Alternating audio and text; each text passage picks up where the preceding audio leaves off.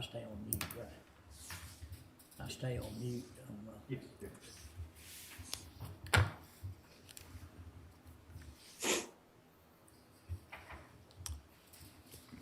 Good morning, everyone. It's called court to order. We're obviously in the safest room in the courthouse. We've got more than a dozen of the sheriff's office folks here today. Welcome. At this time, we'll ask for proof of posting. The agenda was posted on Thursday, May 27th, 2021 at 3:50 p.m. Okay, thank you. At this time, we'll stand for a moment of silence, and then we'll ask our Veteran Service Officer, Steve Hernandez, to lead us in the pledge of the United States and the Texas flag.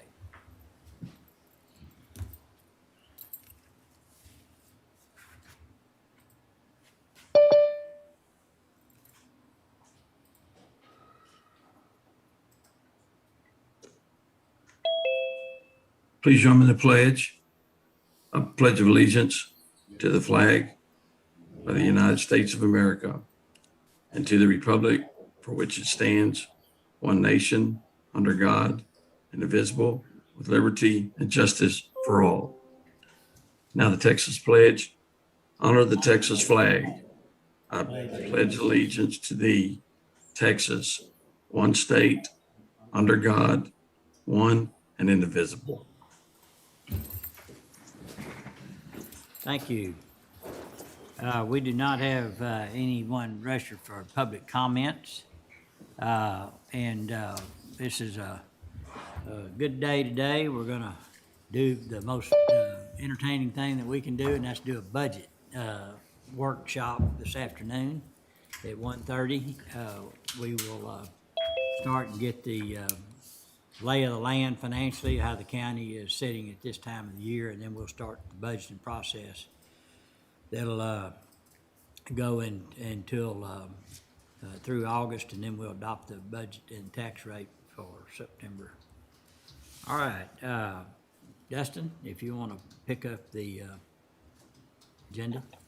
Yes, sir. So, Judge, under item D, proclamations and resolutions, we have a few on today. Under item D1, proclamation recognizing and honoring Miss Vera P. McCoy on her 100th birthday. I'd like to call on Commissioner Miller.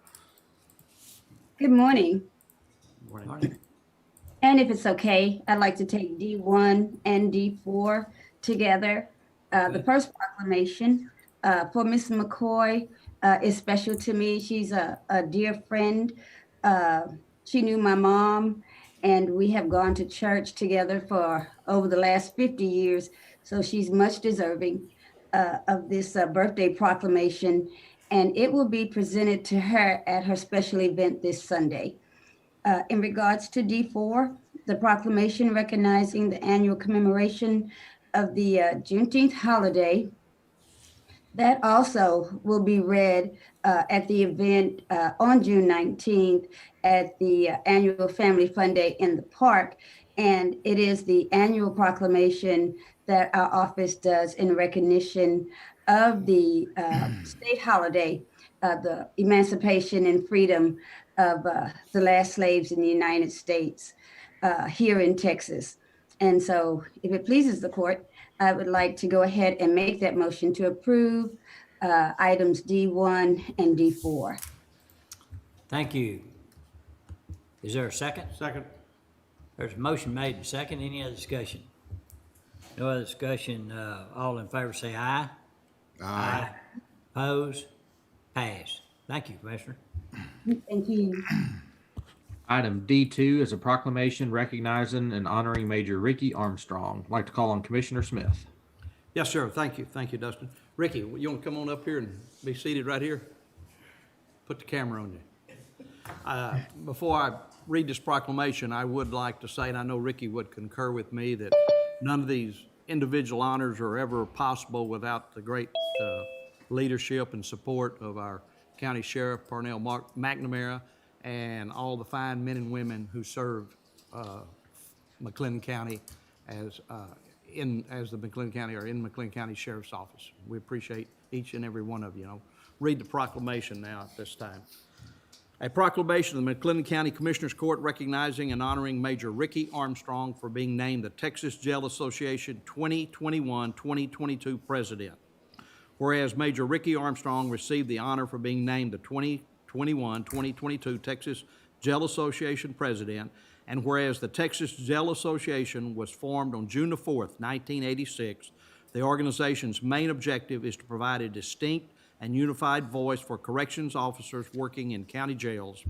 And whereas it takes a dedicated individual like Major Armstrong to be the leader for the state organization, and whereas Major Armstrong has been a devoted jailer, sergeant, lieutenant, captain, and now major for the past 29 years, he has set the standard for jail administrators across the state as he has passed every jail inspection since taking on the role of major and continued to provide excellent leadership when the county took on the Jack Harwell Detention Center in 2019. And whereas he is committed to communicating new ideas that will help promote the needs and concerns of McLennan County inmates and staff, and is now able to promote those ideas across the state. And whereas Major Armstrong is an example of a true leader, and we're proud to have him at McLennan County, and whereas McLennan County Commissioners Court, mindful of the importance of productive citizenship, believes in the significance of recognizing those individuals who positively affect the communities in which they work and live, and now therefore be it proclaimed that the McLennan County Commissioners Court wishes to honor, recognize, and does hereby congratulate Major Ricky Armstrong upon his accomplishment of being named 2021-2022 President of the Texas Jail Association, and be it further proclaimed that a copy of this proclamation be made a permanent part of the minutes of the Commissioners Court, witness our hand and seal this first day of June 2021. And all the Commissioners Court signed it, and it'll be attested to. And that's a motion? I move that this be included in our minutes. Okay. Second. We have a motion and a second. All in favor say aye. Aye. Opposed? Passed. Thank you. Thank you, Court. That'd be a tough one to oppose right now. Huh? Item D3 is a proclamation recognizing the achievement of George Connor Neville to Eagle Scout Troop 1311. Commissioner Smith?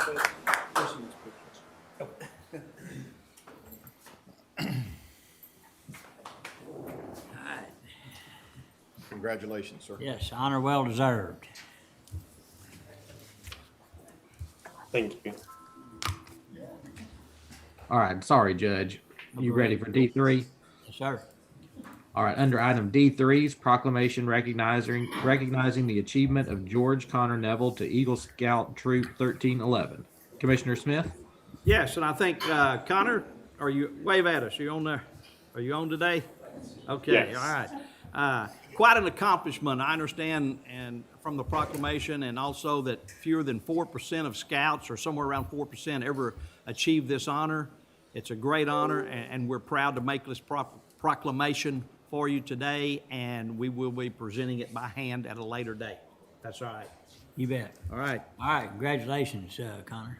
Proclamation of McLennan County Commissioners Court recognizing the achievement of George Connor Neville. Whereas communities thrive, exist, and are enhanced through the talent, skills, and determination of its citizens who dedicate themselves to a positive purpose grounded in moral value and ethical standards. And whereas the McLennan County Commissioners Court, mindful of the importance of productive citizenship, believes in the significance of recognizing those individuals who positively affect the communities in which they work and live. And whereas on on Sunday, May the 30th, 2021, family, friends, and members of Scouts BSA Troop 1311 will recognize and honor George Connor Neville as he achieves the highest rank in scouting, Eagle Scout. And whereas since its inception in 1911, only 4% of Scouts have earned the rank of Eagle Scout.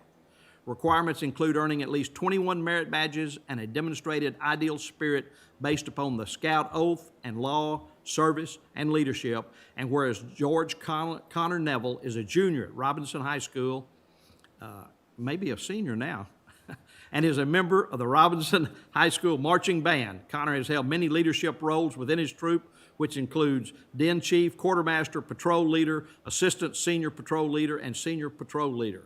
In working toward his goal of Eagle Scout, he completed a community service project, the construction of a Gaga Ball Arena for Youth Fellowship at Brazos Meadows Church in Hewitt.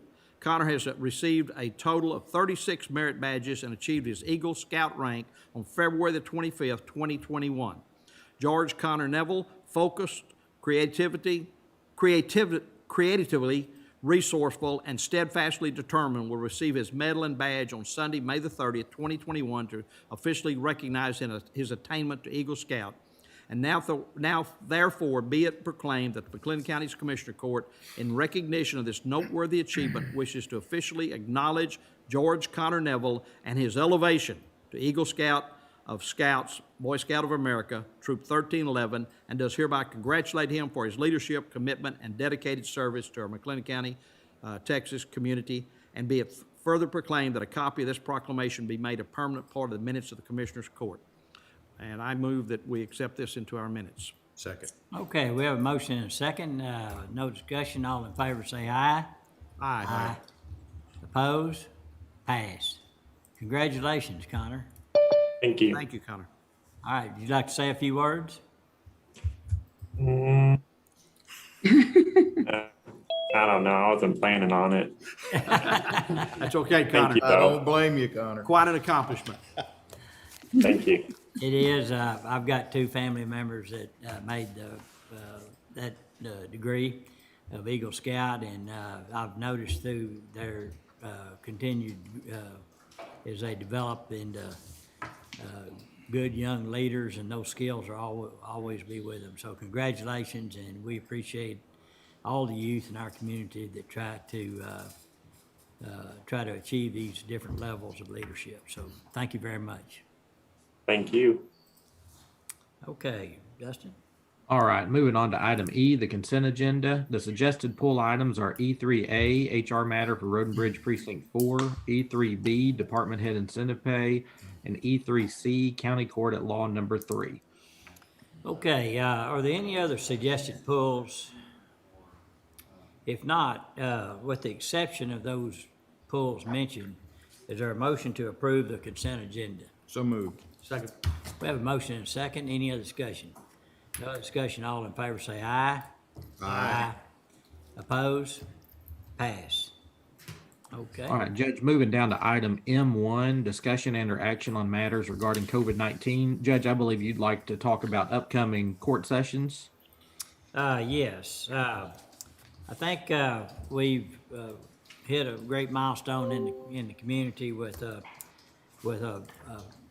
fairly large amount of folks that have been vaccinated and or have the antibodies from contracting the COVID-19 virus. And so we see the consequences of that being that there's very low, minimal hospitalizations and deaths and other things caused by this virus. And so to our McLennan County family, I would say you're welcome to come to the court. It's optional. Obviously optional. It's you choose to wear a mask or not wear a mask. That's your choice. The department heads can choose whether they want to come into the court to make their presentations or make them from the Zoom, whatever fits best. I know some department heads and elected officials that just want to listen in and still kind of do multitask. In other words, take care of business while they're watching court proceedings. Zoom may be your best option and not have to be sitting in court. But you're welcome to be here. We will make sure that we have adequate seating here to continue to allow social distancing.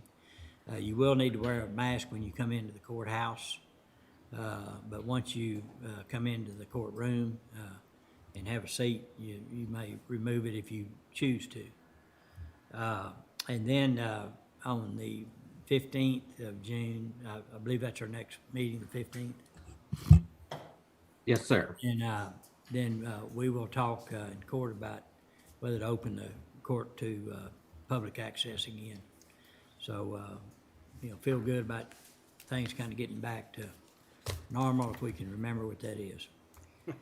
Okay. Other than that, was there any other reports on COVID Dustin? that you're- No, sir. Judge, I visited with Elizabeth earlier, and I just believe the vaccine clinics are moving to the health district just during normal business hours. So I believe that's the only update. Okay. And she will notify the court if there's any items that need to come before the court for our information about COVID or any other thing that her office deals with. And of course with, I see Elizabeth there now. Elizabeth, we got a little flooding going on, minor, I think, to this extent. But I know if anything comes up significant, you'll bring it to the attention of the Commissioners Court members and the public. Do you have Yes, anything, sir. do you have anything else to talk about? Not this time. Dustin hit it. Just the clinics moved back to the health district, and our free testing program has concluded at MCC as well. Just for the numbers had dropped off significantly, so we had pulled our testing program. But that's all I have. But no updates. Okay, any questions for Elizabeth? All right, thank you. All right, moving on to item P, McLennan County Venue Project. Under item P4 is authorization of monument design construction documents for the dedication plaques. I'd like to call on Bill Bourne. Thank you, Dustin and Court. I'm gonna Morning. share my screen and give a little update on the dedication monument. There was a great ribbon cutting event a few weeks ago, and this was an additional dedication project that was part of the project that we reutilized one of the mock-ups from the steel structure. Can you see my screen on with the monument? So Yes, we can. We do hear a little feedback. Is there Oh. two devices on in your office? there could be somebody talking in the background. I'm Okay. sorry. I'll try to.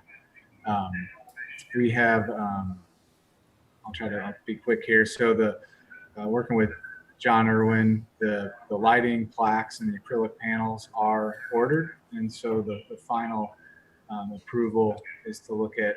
We have what the actual. We've got most of the dedication plaques approved, and recently we've been coordinating with the county on two of the other items for the dedication of or the recognition of the venue plan, as well as the Richfield Air Base. So we've got, and this is the more standard up here, the dedication plaque. We do, I think, for the court, and Dustin Chapman and I were discussing, while there were events in April, the ribbon cutting was in May. That's something that is easily changed, whether the court would like the actual dedication plaque to read April or May. So we'd like confirmation on that. And then we have these, about the venue project, as well as the Richfield Air Base portion. So that just wanting to know if we're good to order these plaques. These are the remaining items to be ordered as part of this dedication monument element of the project. Yeah, the basic thought behind these plaques, of course, were to give not only current information on who the commissioners were, who the people were at the time that this was approved, but also give some historical background, because it is a very historical piece of land out there that a lot has happened on since the federal government gave that property to the community, and the different uses that it served, including but not limited to, of course, the fairgrounds, the WISD, as you know, the Brazos River Authority building is on part of that. There's several businesses or entities that are located on that property. And so it was originally, I think, several hundred acres, and of course now we're kind of tightening it down into the fairgrounds area. But does anyone have any comments or questions about what we're looking at here? I think he wanted confirmation on either April or May on that one plaque as far as the date? Yes, sir.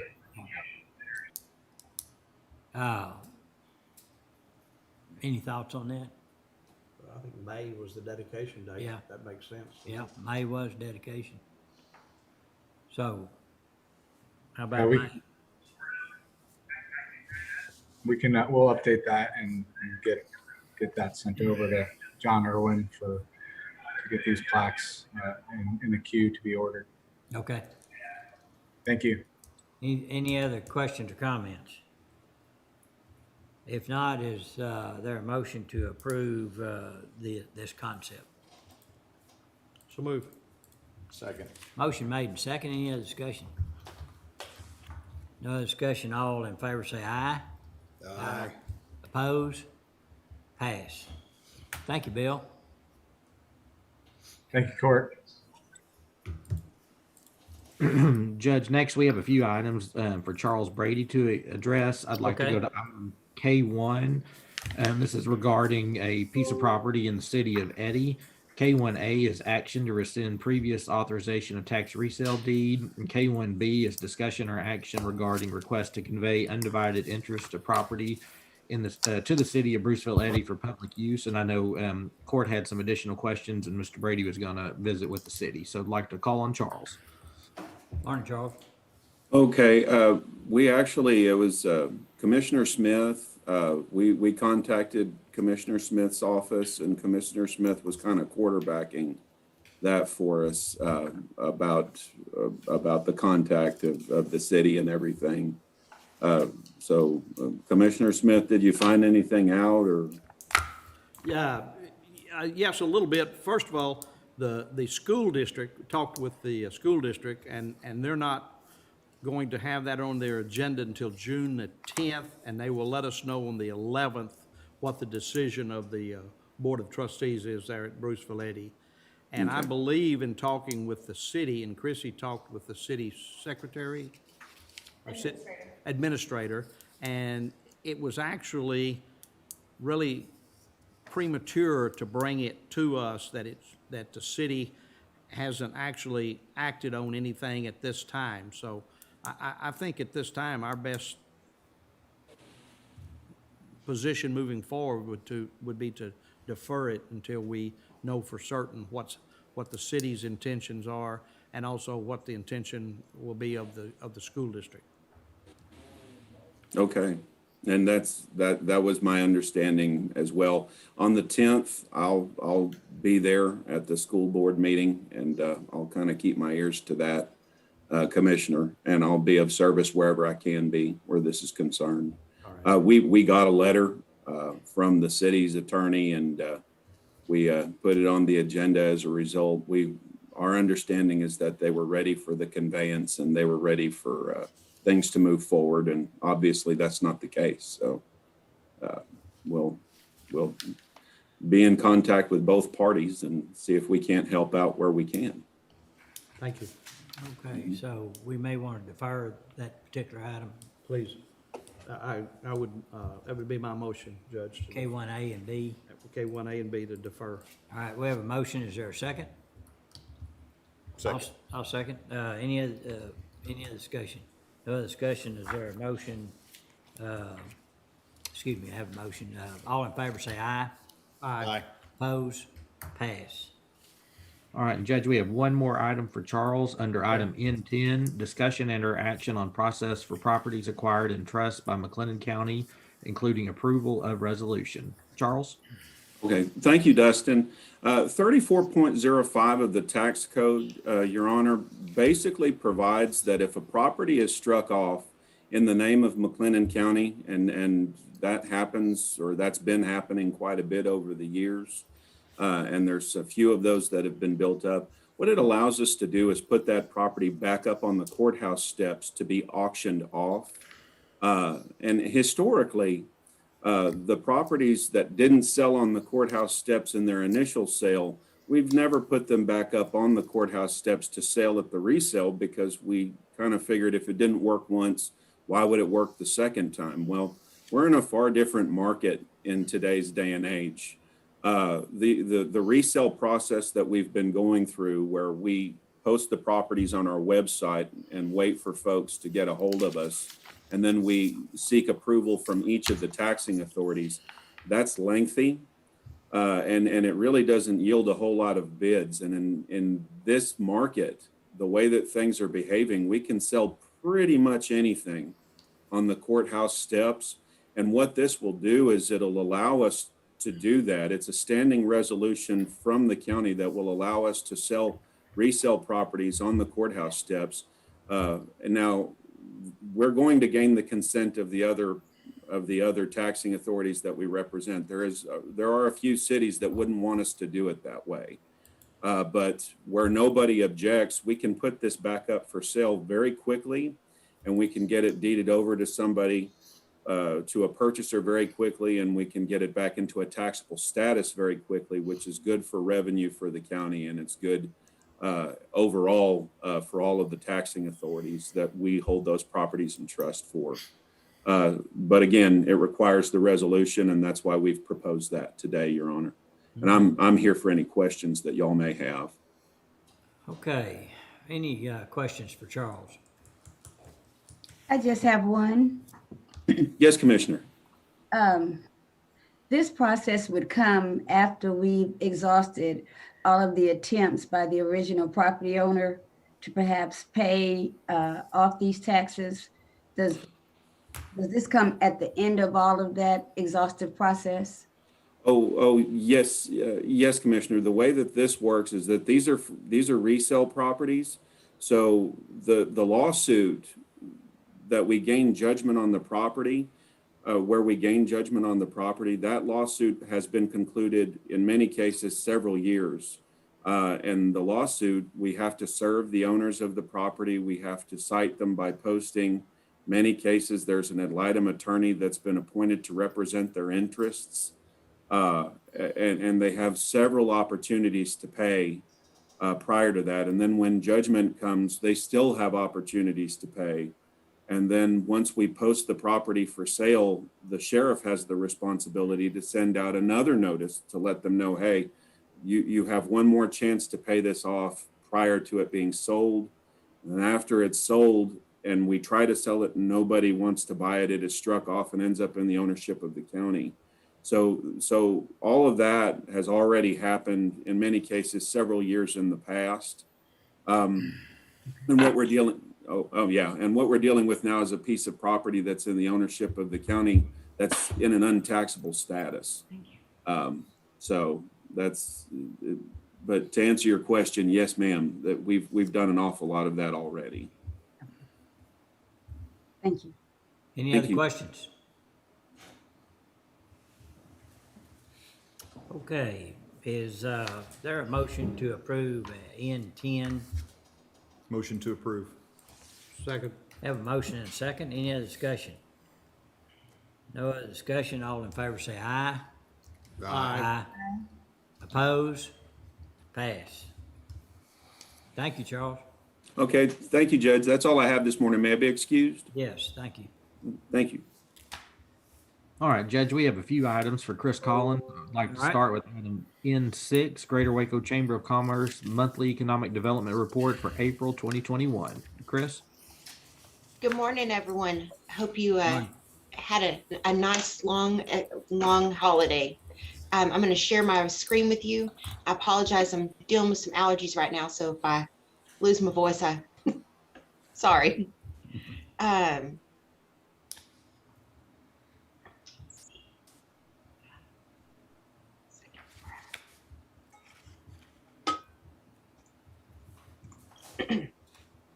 So in your packet, you have our April monthly report. You should be able to see that now. There it is. All right. So this was, to just remind everybody, this was the first full month in which month and year-to-year comparison of where we were 2020, April 2020 versus April of 2021. And we had just had the first impacts of COVID-19, the shutdown hitting us from an economic development perspective. The number of attraction inquiries, to our level of activity really didn't change much. We actually saw an increase in activity in 2020 versus where we were in 2019, which we were a little bit surprised by. So to look at the comparison now, we're ahead of schedule and year-to-date attraction inquiries, both in the level of inquiries along with the level of proposals that are going out the door. We've had a number of on-site attraction visits. We had moved those to virtual visits in 2020 for the most part, and those have shifted now back to nearly all fully face-to-face visits. Our business retention visits last year were significantly impacted. We basically had to close the program down for several months as we went into more of a shelter in place, but also emergency efforts to help our existing businesses with the immediate needs that they had. And then we circled back into our more traditional visits, but in a virtual platform. We're shifting back into face-to-face visits now, and there is some pent-up demand with our existing businesses. They're anxious to have face-to-face visits, and we're glad that we're able to transition back into that. You can see that the level of business assistance requests is down. We're thankful for that. Always here to help our existing industries as they need it. But you can imagine where we were in April of 2020 versus where we are now. The assistance requests are a lot different, and we're glad for that. Business development events, we're going to get back on schedule. Travel is starting for the team in June, so you'll start to see those events start to roll back in, and they are rolling ahead in face-to-face format. So we have a strong pipeline of projects. I thought it was really interesting, and I'll share my next slide with you. This was an article that was in the Wall Street Journal, and hopefully we'll be able to share this with you.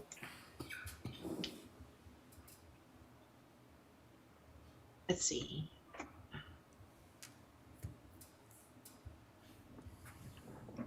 New share. Okay.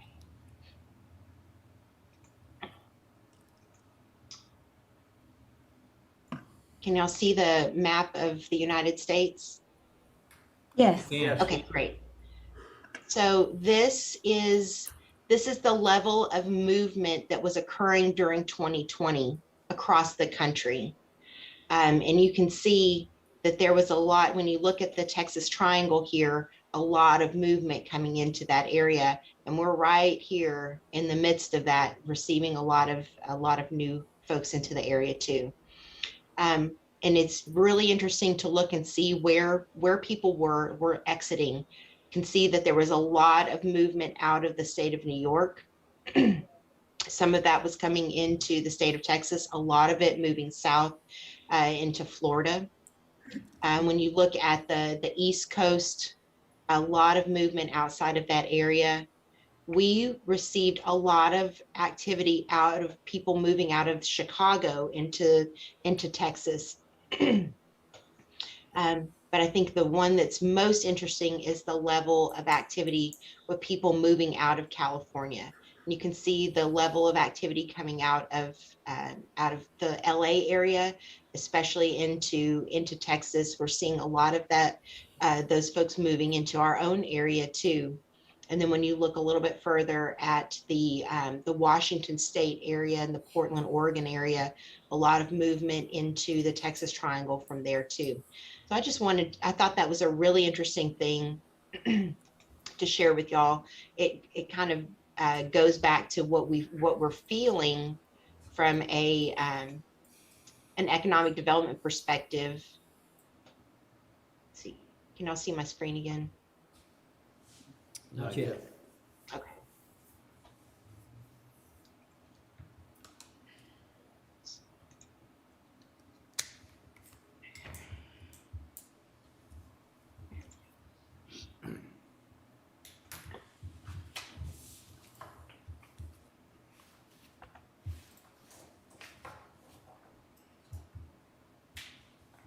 I think my computer thinks it's a Monday.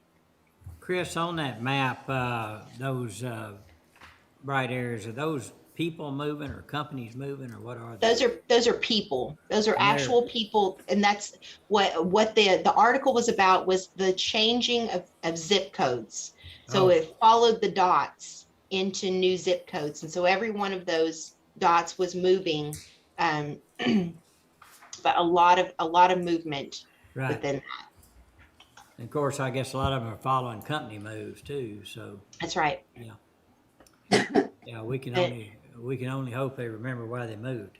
So, I think a lot of them are thankful to be to have a different perspective on life now. So when we look at the most active projects that are in the pipeline right now, we have a lot of activity that's rolling forward with Project Rodeo Tower. Project Casper is an existing business that we're working through an expansion with them right now. You should see that rolling through. I think I'm hopeful the second meeting in June, if not the first meeting in July.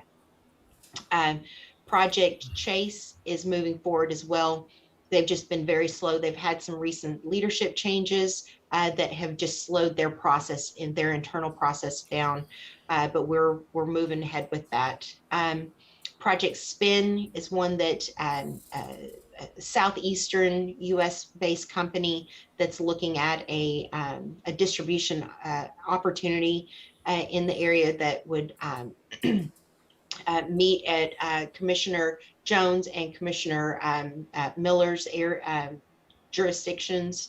A nice new project for that area, new jobs, new job creation. Project Legend is an expansion by an existing business that we're working through right now.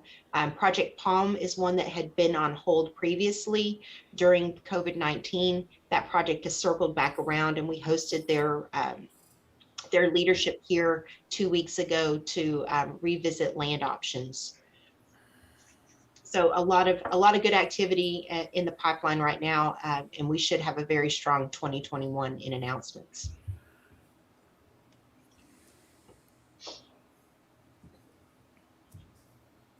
That I'd be happy to answer any questions y'all have about what's happening in the market right now. okay. Are there any questions for Chris?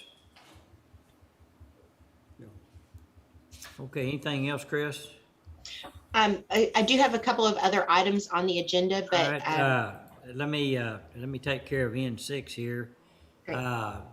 which is a report, and we need a motion for recording purposes. I will point out that in the package that was sent besides these activities, there's also the financial information that the chamber sends to us. That's a requirement of our agreement with the chamber, so they meet that standard on all these reports. We'll point that out. So is there a motion to approve N6 for recording purposes? Motion to approve. Second. There's a motion and a second. Any other discussion? No other discussion. All in favor say aye. Aye. Oppose? Pass. Okay, All right, Chris. Judge, moving on to item I1, authorization of first amended program project agreement with Laminate Technologies of Texas Incorporated.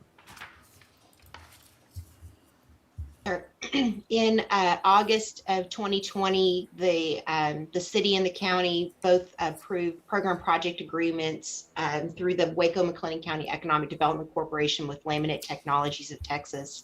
The grant was to provide up to $340,000 through the EDC funds, contingent upon the company investing a cumulative $4 million for the location of its manufacturing facility at 1001 West Loop 340, along with the creation of 40 full-time positions, making a wage of no less than $13 an hour and an overall average wage of no less than $35,000 by the end of 2021.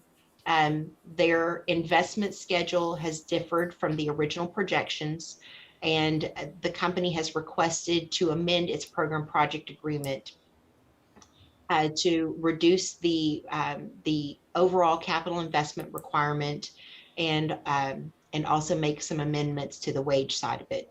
The Economic Development Corporation Board heard the request in February and is recommending that the city and the county grant the request, reducing the overall capital investment requirement from $4 million to no less than $3,214,960. And correspondingly, the Economic Development Corporation grant would be reduced from $340,000 to $272,000. The job creation requirement would remain the same at 40 full-time jobs and an overall average annual wage of no less than $35,000.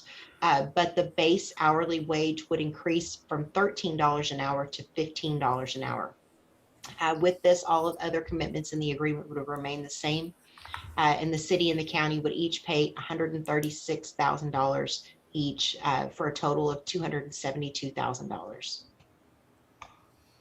So our modifications are match their modified agreement. In other words, through the return on investment and all those things. So we're better off with a higher wage anyway. So, and they probably couldn't have got anybody hired for 13 with the market the way it is. So they knew 15 needed to be the market. Is that correct? Yes, sir. You agree to that? That's correct. Okay. Okay, any questions? Hey, Chris, Yes, sir. on the 40 full-time jobs, and I'm sure there may be more to the original agreement, but we do require those jobs to be maintained for a certain length of time? Yes, sir. They will be maintained. I don't have the number right in front of me. Let's see. That's okay, as long as it's in there, though. Yes, sir. It is. They have to maintain them, I believe, through 2024. Okay, that's fine. Thank you. And let's see, there was one other thing I was going to bring out. And Judge, just a reminder, those positions also come with health insurance benefits. That's what I was going to, thank you. You read my mind, that scares me. But the benefits have to match at least what the city or the county does. So, you can add 25% to that salary amount, something around there to figure that out. Any other questions or comments? Just one, I hope it's not a dumb question, but do we know when they anticipate they're gonna start hiring? Yes, ma'am. They're actually in operation now, and they are been actively hiring for the last 18 months. Okay. When they provided their annual report through the EDC, they had not reached their 40 yet. They have to get to that 40 by the end of this year, but they were close. They were over 30 employees already. Okay, any other questions? But just one, Okay. and not just this company, but when these large companies that we execute a WIMDEC agreement with, when they do start advertising that they have jobs available, do we know what mechanisms they're using to get that information out to the public? They're using a number of different mechanisms. They will use workintexas.com and work with our Workforce Solutions for the Heart of Texas group. They will advertise through the newspaper. They'll use social media. They will post them on their own websites. They use a lot of word of mouth too from as they're entering into the market and they're hiring people. They will ask those folks for recommendations or to help bring people over too. So they'll use a lot of different mechanisms to meet their employment needs. Okay. Any other questions?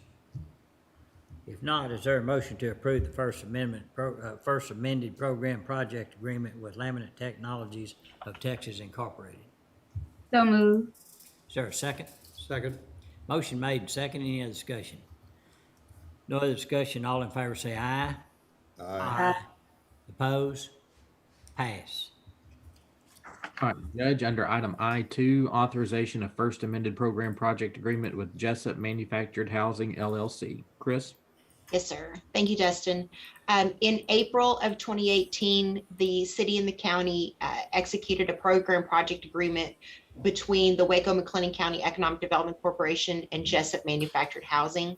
That agreement provided up to $850,000 in WEDMEC funds, $425,000 of that each from the city and the county, contingent upon the company investing no less than $1,250,000 in personal property improvements for a manufacturing facility also located at 1001 West Loop 340, and the creation of 150 full-time positions by December 31st of 2019, or a bonus of sorts if they reach 200 full-time positions by December 31st of 2020, with a base hourly wage of no less than $12 an hour. And you'll remember this is prior to the city and the county adjusting their base minimum wage for the Economic Development Corporation. The grant provided for an initial disbursement of up to $50,000 for electrical infrastructure expenses at the execution of the agreement, which did occur. And then the remainder of the grant funds would be payable upon completion of the other personal property investments and the job creation through 2022. Jessup satisfied its personal property investments. The electrical infrastructure improvements were completed as well. So the $50,000 was paid out to the company for that in 2018. And then they actually exceeded the 200-person job creation metric in September of 2020. So they not only did they surpass 200 jobs, they did it prior to December of 2020. The company has an opportunity to grow its footprint, its manufacturing footprint in Waco, with a second production facility that will result in additional job creation. But rather than pursuing the additional grant funds from the Economic Development Corporation, they've asked that the current agreement be amended that would allow the existing, that would accelerate the timeline for payment. The board, the Economic Development Corporation board, heard that request in February as well and recommended that their request to accelerate the payment timeline for the program project agreement be approved.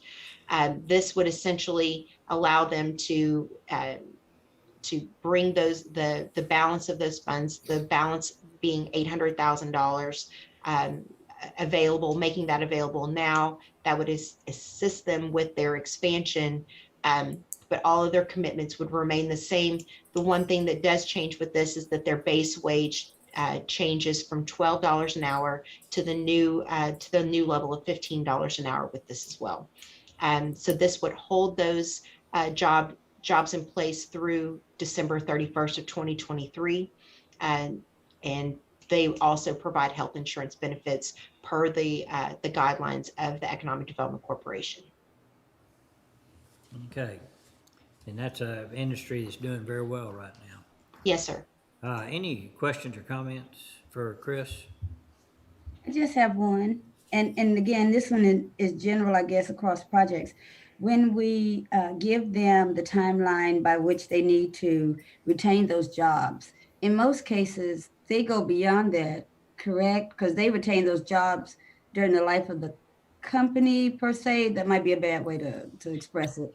No, that's you're absolutely correct, Commissioner. We have to have a term to the contract, and so there's the way that the Economic Development Corporation guidelines are written is that the jobs have to remain in place for 3 years after they've fulfilled their job creation requirement. And so they'll have they've met their job creation requirement in 2020, and they'll hold those jobs for an additional 3 years beyond that. Okay, but in most cases, those people don't go away. They absolutely not. No, Okay. ma'am. Okay, any other questions? All right, is there a motion to approve the first amended project program agreement with Jessup Manufacturing Housing LLC? So move. Second. There's a motion and a second. Any other discussion? No other discussion. All in favor say aye. Aye. Oppose? Pass. Thank you. Thank y'all. See you. See ya. like to go to item H5, authorization of memorandum of agreement with Baylor University for social work field practicum with specialty court. Like to call on Amy Lowry. Good morning, everyone. Morning. So this is a MOU between Baylor University, master's level social work department. So they have approached us and asked us to supervise 2 of their social work interns for the next 2 semesters, just to give them additional supervision and experience. There is no cost to the county. I would supervise them, as well as Michelle Flowers, who is a licensed master's social worker. And they would just help us in the with Katie McMillan with her program, and with all 3 specialty courts, just to get additional experience. So, any questions? Any questions? Okay. If there's no question, is there a motion to approve the agreement with Baylor University? So moved. Second. Motion made and second. Any other discussion? No other discussion. All in favor say aye. Aye. Opposed? Passed. Thank you, Amy. Thank you. All right, I'd like to go to item N11, discussion and or action regarding the Law Library Committee recommendations. I'd like to call on Josh Borderood, please. Morning, Josh. Morning, Judge, Commissioners. Thanks for having me. We appreciate the Commissioners Court. Speaking on behalf of the Law Library Committee and the Waco-McLennan County Bar Association, we appreciate this court's support of our specialty courts and reevaluating, looking at all the facilities that affect our justice system here in McLennan County. We were excited about the new district court coming online, as well as the new county court at law, and we appreciate all your advocacy in that regard. From the law library perspective, of course, we moved in the last year and a half down to the annex building, first floor, and this Commissioners Court authorized some new furniture and new technology last year, and we really appreciate those efforts. We think that we've done a nice job. I want to give kudos, of course, to Dustin Chapman and Cody Miles in the county judge's office for being such wonderful partners to work with. I apologize. This year, we're just asking for 2 items. As you may know, there's a considerable amount of funds in the Law Library Fund, which is designated for the Courthouse Law Library. And we asked for, I believe, $1,500 in funds to decorate last year, in addition to the technology upgrades that we received. And I think we used about less than $600 for 2 framed bar pictorial composites of our just handsome looking members of our bar association, both male and female. And hopefully, if nothing else, maybe that'll be inspiring to the people that use the conference room there. I don't know. We framed and matted those and put them up in the conference room. And we realized we need some good shelving down there for the few print materials that we do house at the law library. And so we were asking this year for a couple of bookshelves, and Cody had just communicated to me recently, she doesn't think that'll exceed $700 max. But we'd like some nicer bookshelves that can hold those print materials and kind of match the furniture that this court appropriated for the area. And then just kind of a continued decorative budget down there. I think having those new bookshelves will open up some wall space and maybe put some either some plants or just some framed historical or other decorative items to kind of make it a nicer looking place down there. But here for any questions you may have. Again, appreciate all your support of our courts and the law library. Well, any questions for anyone, from anyone? I will say this, I want to again express our appreciation for the Law Library Committee working with us to allow us to use the old existing law library to utilize it for our mental health court. We were out of space. And so I think it's working out well. The new location is on ground level, which is should be easier to access. The other one's kind of out of sight, out of mind. And so I think this is a very reasonable request, and I know that both Dustin and Cody enjoy working with your group. They're very reasonable in their request and in support of the law library. Any questions anyone have? Okay. If not, is there a motion to approve the law library committee recommendations? So moved. Is there a second? Second. Motion made and second. Any other discussion? No other discussion. All in favor say aye. Aye. Oppose? Pass. Thank you. Thank you, Josh. Thank you, Judge. Thank you, Commissioners. All right, Judge, thank you for letting us skip around. We can move back up to item E3, Human Resources. E3A is Road and Bridge Precinct 4. I'd like to call on Anna. Good morning, everyone. Good morning. Precinct 4, Road and Bridge is going to be hiring individuals over the summer on a part-time basis, and that is prompting a request to increase the hourly rate for their part-time position. It's currently at $13 an hour, and they are wanting to increase that maximum to $15 an hour. This does not affect the part-time line budget. It's just a request to increase the maximum hourly payout. Okay, any questions anyone have? Just a quick comment. It's my understanding we won't be receiving any of our inmate crews back for quite some time. So this is what we're gonna have to do to get through the summer with litter and tires and things of that nature. And it's hard to get anybody to come to work right now. So we're doing all we can to make sure we get at least a few applicants. So that's kind of the story behind the request. Right. Any other comments or questions? If not, is there a motion to approve E3A? Motion to approve. Second. Second. Motion made and second. Any other discussion? No other discussion. All in favor say aye. Aye. Oppose? Pass. Thank you. Thank you. Under item E3B is consideration and possible action on department heads incentive pay list, and we'll need to hold this until after executive session. Okay. Moving on to item E3C, County Court at Law number 3, discussion and possible action on selection process for judge. And as we've made, as the court knows, this is has passed through both the House and Senate and is waiting action by the governor. So at this time, it's still tentative, but we thought we would lay out a process for possible approval by the court. It's very similar to what we did when Judge Freeman retired.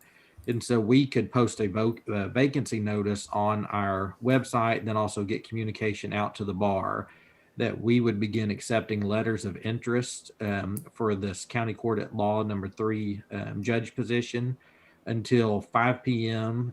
Central Standard Time on June 11th, 2021. And if the court wants to adjust that date, that's certainly allowable. And what we did before was have those sent to the county judges to the P.O. Box, which is P.O. Box 1728, Waco, Texas 76703, or they could be dropped off at our office at 501 Washington, Suite 214, and they could also be submitted electronically to me via my email, dustin.chapman@co.mcclennan.tx.us.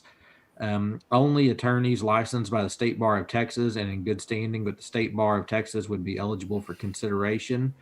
The letters of interest, and we would request that they give a summary of their experience and qualifications, indicate any the vision for the office if selected.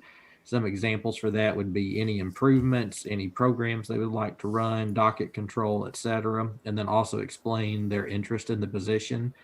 And the letter of interest must be accompanied by that proof of licensure and good standing with the state bar, a resume, and then also 3 professional and 3 personal references.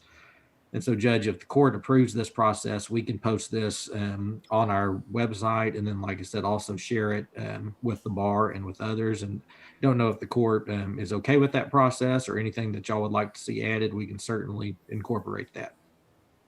Okay, go over the dates again.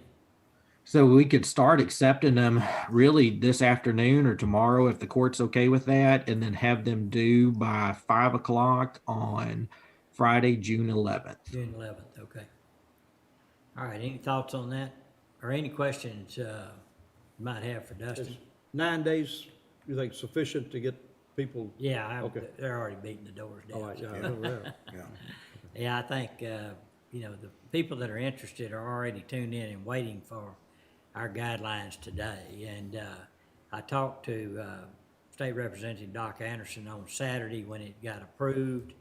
The governor has, I believe, 20 or 21 days to sign it, and there's no issues in the package. There's really no reason why it's not going to happen, so I think this is a good time for us to go ahead.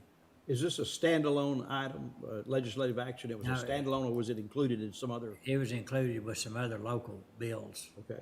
It but does- they were judicial in nature. Okay.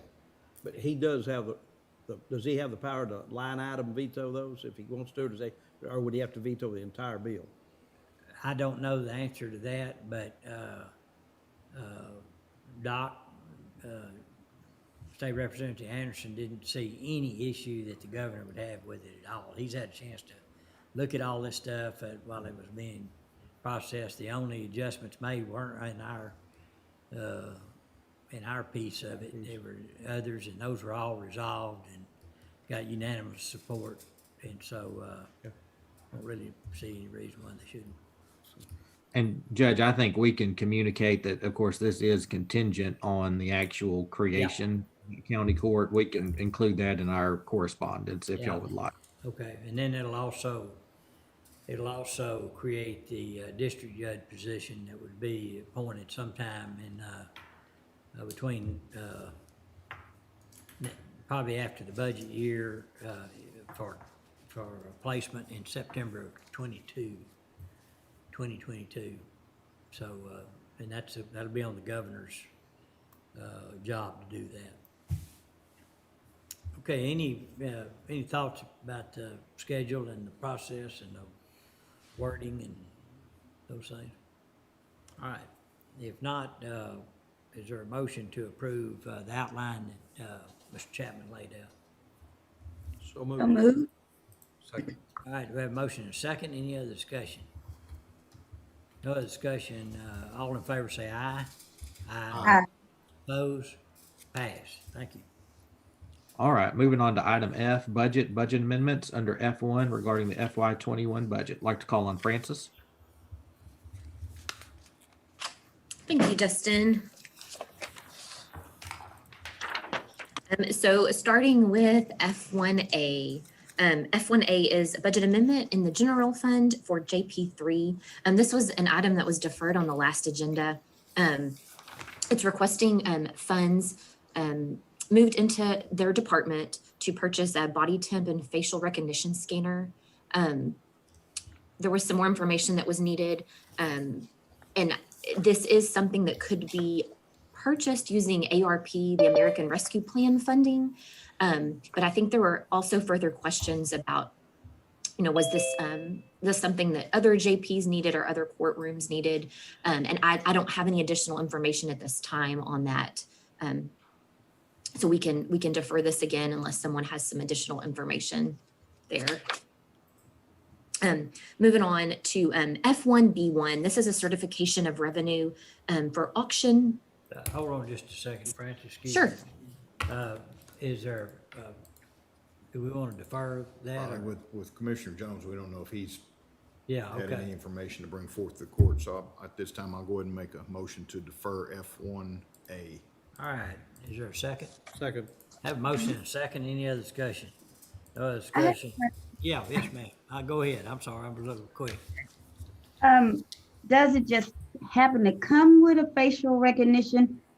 I guess I can incorporate into my mind the purpose of the body temperature. Is it just happen to come with a facial recognition, or is that something that he's requesting in addition to the body temperature?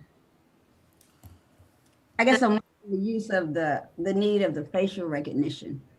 I know it's all one piece of equipment, but I don't know if, I don't know if the equipment can be just bought with just the temperature scan out the facial recognition. I'm not sure of that. And But it is all one piece. I'm with Commissioner Miller, though. I would like to know the purpose behind that. Maybe I'm watching too many Netflix movies.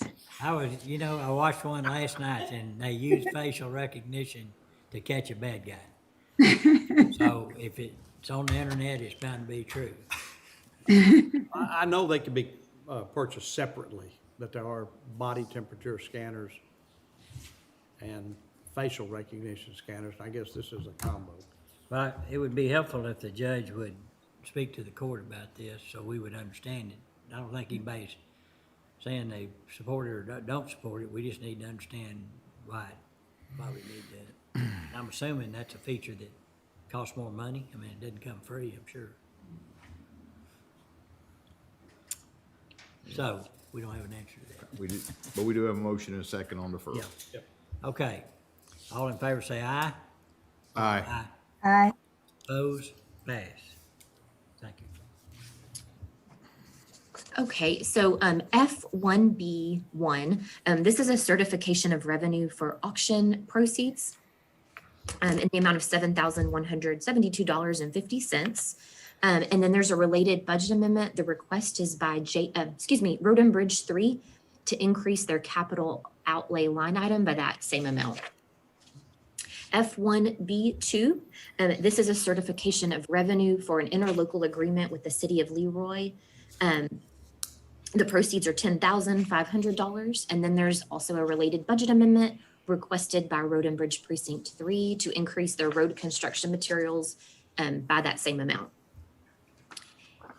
F1B3, this is a certification of revenue for auction proceeds in the amount of $38,094.96. And then the related budget amendment is requested by Road and Bridge Precinct 2, and the request is to increase the capital outlay line item by that same amount. And F1B4, this is a certification of revenue for auction proceeds in the amount of $76,083.60. And then the related budget amendment is requested by Road and Bridge Precinct 4, and the request is to increase their capital outlay line item. F1C, this is general fund for Road and Bridge 3. The request is to move from the contingencies in that department into capital outlay and road construction materials. F1D, this is general fund, Road and Bridge 4. The request is to move from the contingencies in that department into capital outlay. F1E, this is general fund for our purchasing department, and the request is to move within their department into repair and maintenance to cover some additional costs for the maintenance contract for their copier. F1F, this is general fund for maintenance of equipment.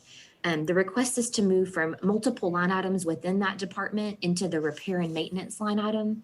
And that is to cover additional costs related to repairs made on fleet vehicles that have been involved in accidents or need engine and transmission replacements. F1G, this is general fund for maintenance of buildings. They are requesting to increase line items in order to repair the generator at the jail, to replace some damaged sheetrock and flooring at the downtown jail due to rain, and then also to purchase equipment needed to care for vinyl floors. And so they are requesting the majority of that amendment to come from contingencies, with the remainder to come from within their department.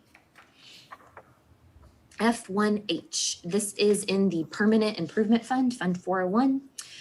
The request is to move within that fund from contingencies into multiple line items for the following repairs: handrails at the 4D Court parking lot, roof repairs at both the Jack Harwell Detention Center and Highway 6, and then some work to be done at the Road and Bridge 2 building.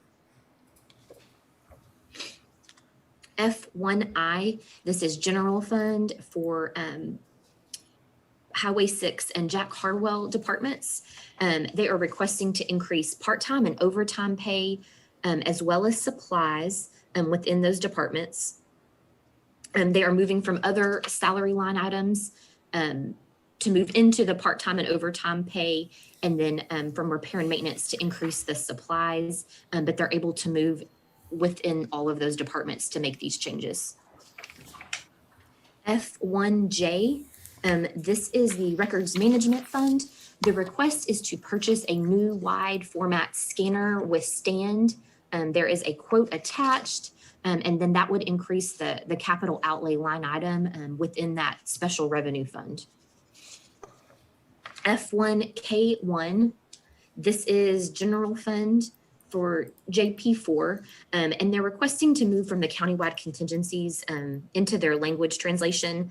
And they just have an increased language translation cost due to increased truancy cases as well as jail magistration for the remainder of the year.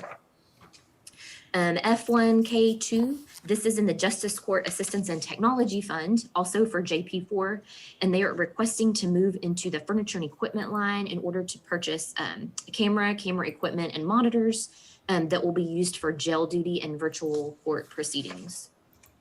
And F1L, this is General Fund for Commissioner's Court Department, requesting to move from contingencies into the line item where we are charging the sign language interpretation cost for the year. And then on F1M, Yes, sir.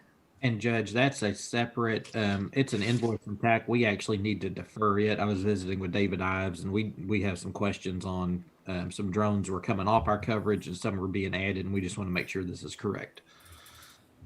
okay, so we need to defer F1M. Motion Yes, to defer F1M. We have a motion and I'll Second. second. Any other discussion? No other discussion. All in favor say aye. Aye. Opposed? Pass. Okay, is there a motion to approve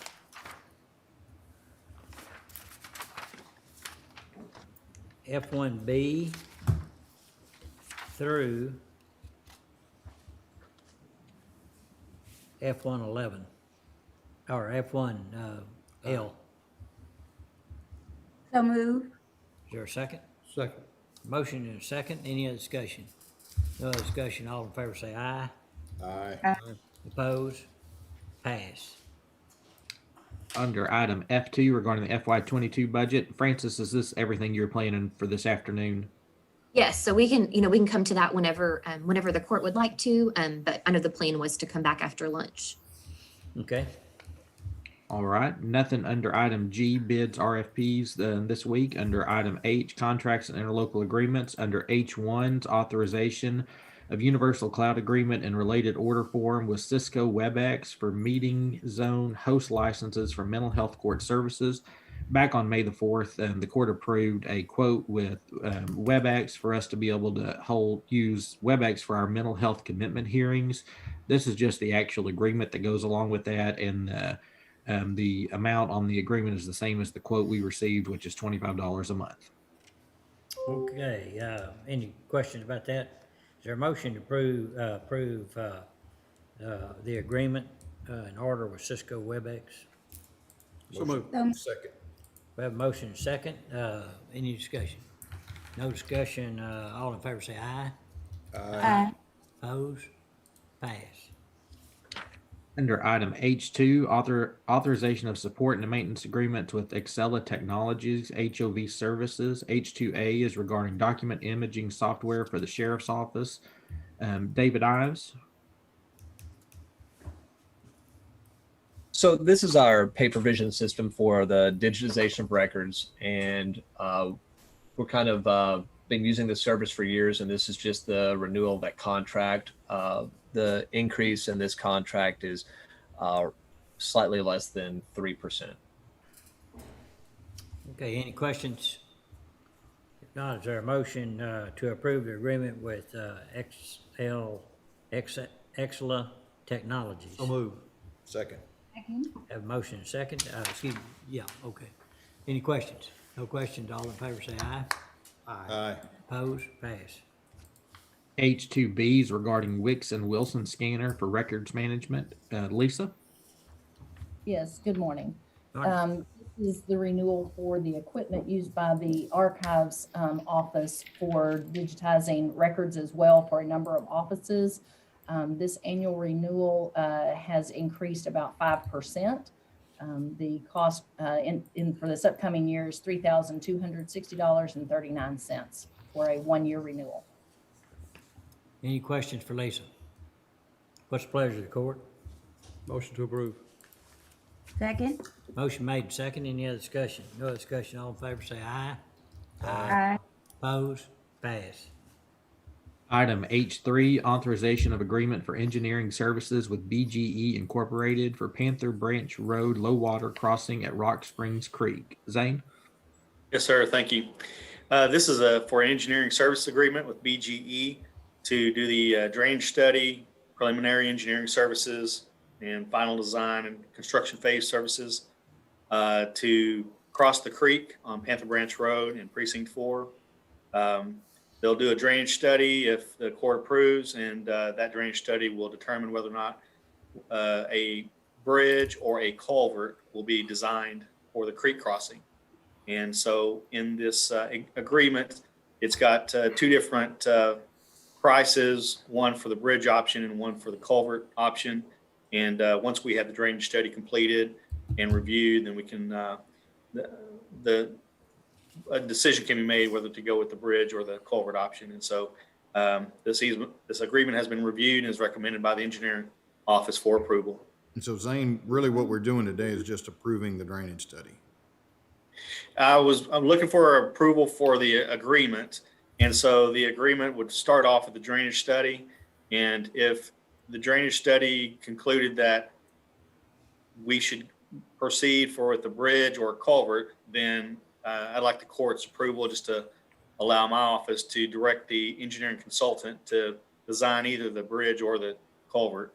If the drainage study determines for whatever reason that there's a bigger issue and we need to hold back and stop temporarily, then we would stop at that point. Okay. Any other questions for Zane? Hey, Zane, BGE, they have local offices, don't they? Since we were expecting this to be a bridge, they do not have a local office here in the Waco area. Their closest office is out of, I believe, Round Rock or Austin. But for this particular project, this is the best way for us to move forward. Okay. This That's is not correct. it's not a typical situation, so. Right. I'd make a motion that we approve H3. Okay, is there a second? All right, Commissioner Miller, second. Any other discussion? No I other would ask. One comment. Oh, go ahead. You go first, Francis. I was just going to say, so, if you approve this and then, as Zane said, if they recommend going forward with it, we would need to budget for that somewhere. And I don't know the timeline, if that's something that would show up in the next fiscal year. Of course, some of those drainage studies are budgeted for, but the actual work to be done, we would need to do a budget amendment for those. I just wanted to make sure that was clear. We probably won't have that need in this year. It'll probably be on the next round of bonds. Okay, we'll make that note correct. and keep track of it. And my question was just about paperwork, because I support Commissioner Perry in this process, but do we need to have some type of order in place where we designated this vendor as the, what is that, the professional exemption? And that's why you can go with this company as opposed to maybe going out for a bid process, that order that Ken sometimes Right. does in instances? That's state law, but I'll let Dustin talk to that if he wants to. Okay, or is Ken on the line? I'm looking for Ken, and this one is under 50,000, Commissioner, or that's what I'm seeing. Is that correct, Zane? The drainage study is under 50,000, yes, and that'll take some time to get us to that point. And so by the time they start the final design, that'll most likely be in the next fiscal year. Okay, so it's the study that we're approving, not because you have that we're approving the agreement, which. Right, the agreement, I'm asking for the entire agreement to be approved. 37,000 and 228,000. So we're not looking at those amounts in this motion. Is that correct? No, I was looking for, I guess it's a dual agreement. So we start out with 40,000 for the drainage study. And then if we go with the bridge option, then it would be the 337,000, which would be the total amount, but that wouldn't be assessed towards the county until most likely next fiscal year. Right, but the motion that you're asking us to make today, are we going back to, I guess, what Commissioner Perry said initially? Are we approving the study or are we approving the agreement? The agreement, and the agreement is for the full amount. That's correct. Okay, so will we need that order? I don't believe so. Ken, can you speak to this, being that professional services, the county has the authority to select a professional? It is a discretionary exemption by the Commissioners Court for engineering services. If the court accepted it, then I would believe that they're accepting the discretionary exemption. I will say quite often I do write a order to go along with that so that it's spelled out in writing. But again, it is part of the statutes. So. Okay, if we approve it, then Commissioner Perry, do you have a problem with Ken adding that order perhaps at a later date just to file along with the paperwork with this approval of this agreement? As long as it's standard, I don't want to make this project any different than any of the others. Right, right. Because we've done, quite honestly, bridges that are over 50,000 in the past, and we haven't done this yet. So I think we've just been practicing under the exemption.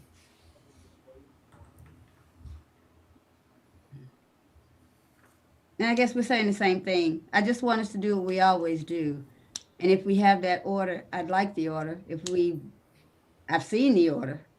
I'm not trying to add or make it any different. I just want, like you're saying, for it to be the same. Well, we'll go back and look at what we've done with our last 2 or 3 bridges that we've had to go outside, and we'll make sure that we do the same thing we did on those as well. Okay. So is there a motion to approve subject to finalizing, making? Are we at the vote? Pardon me? I thought we made a motion.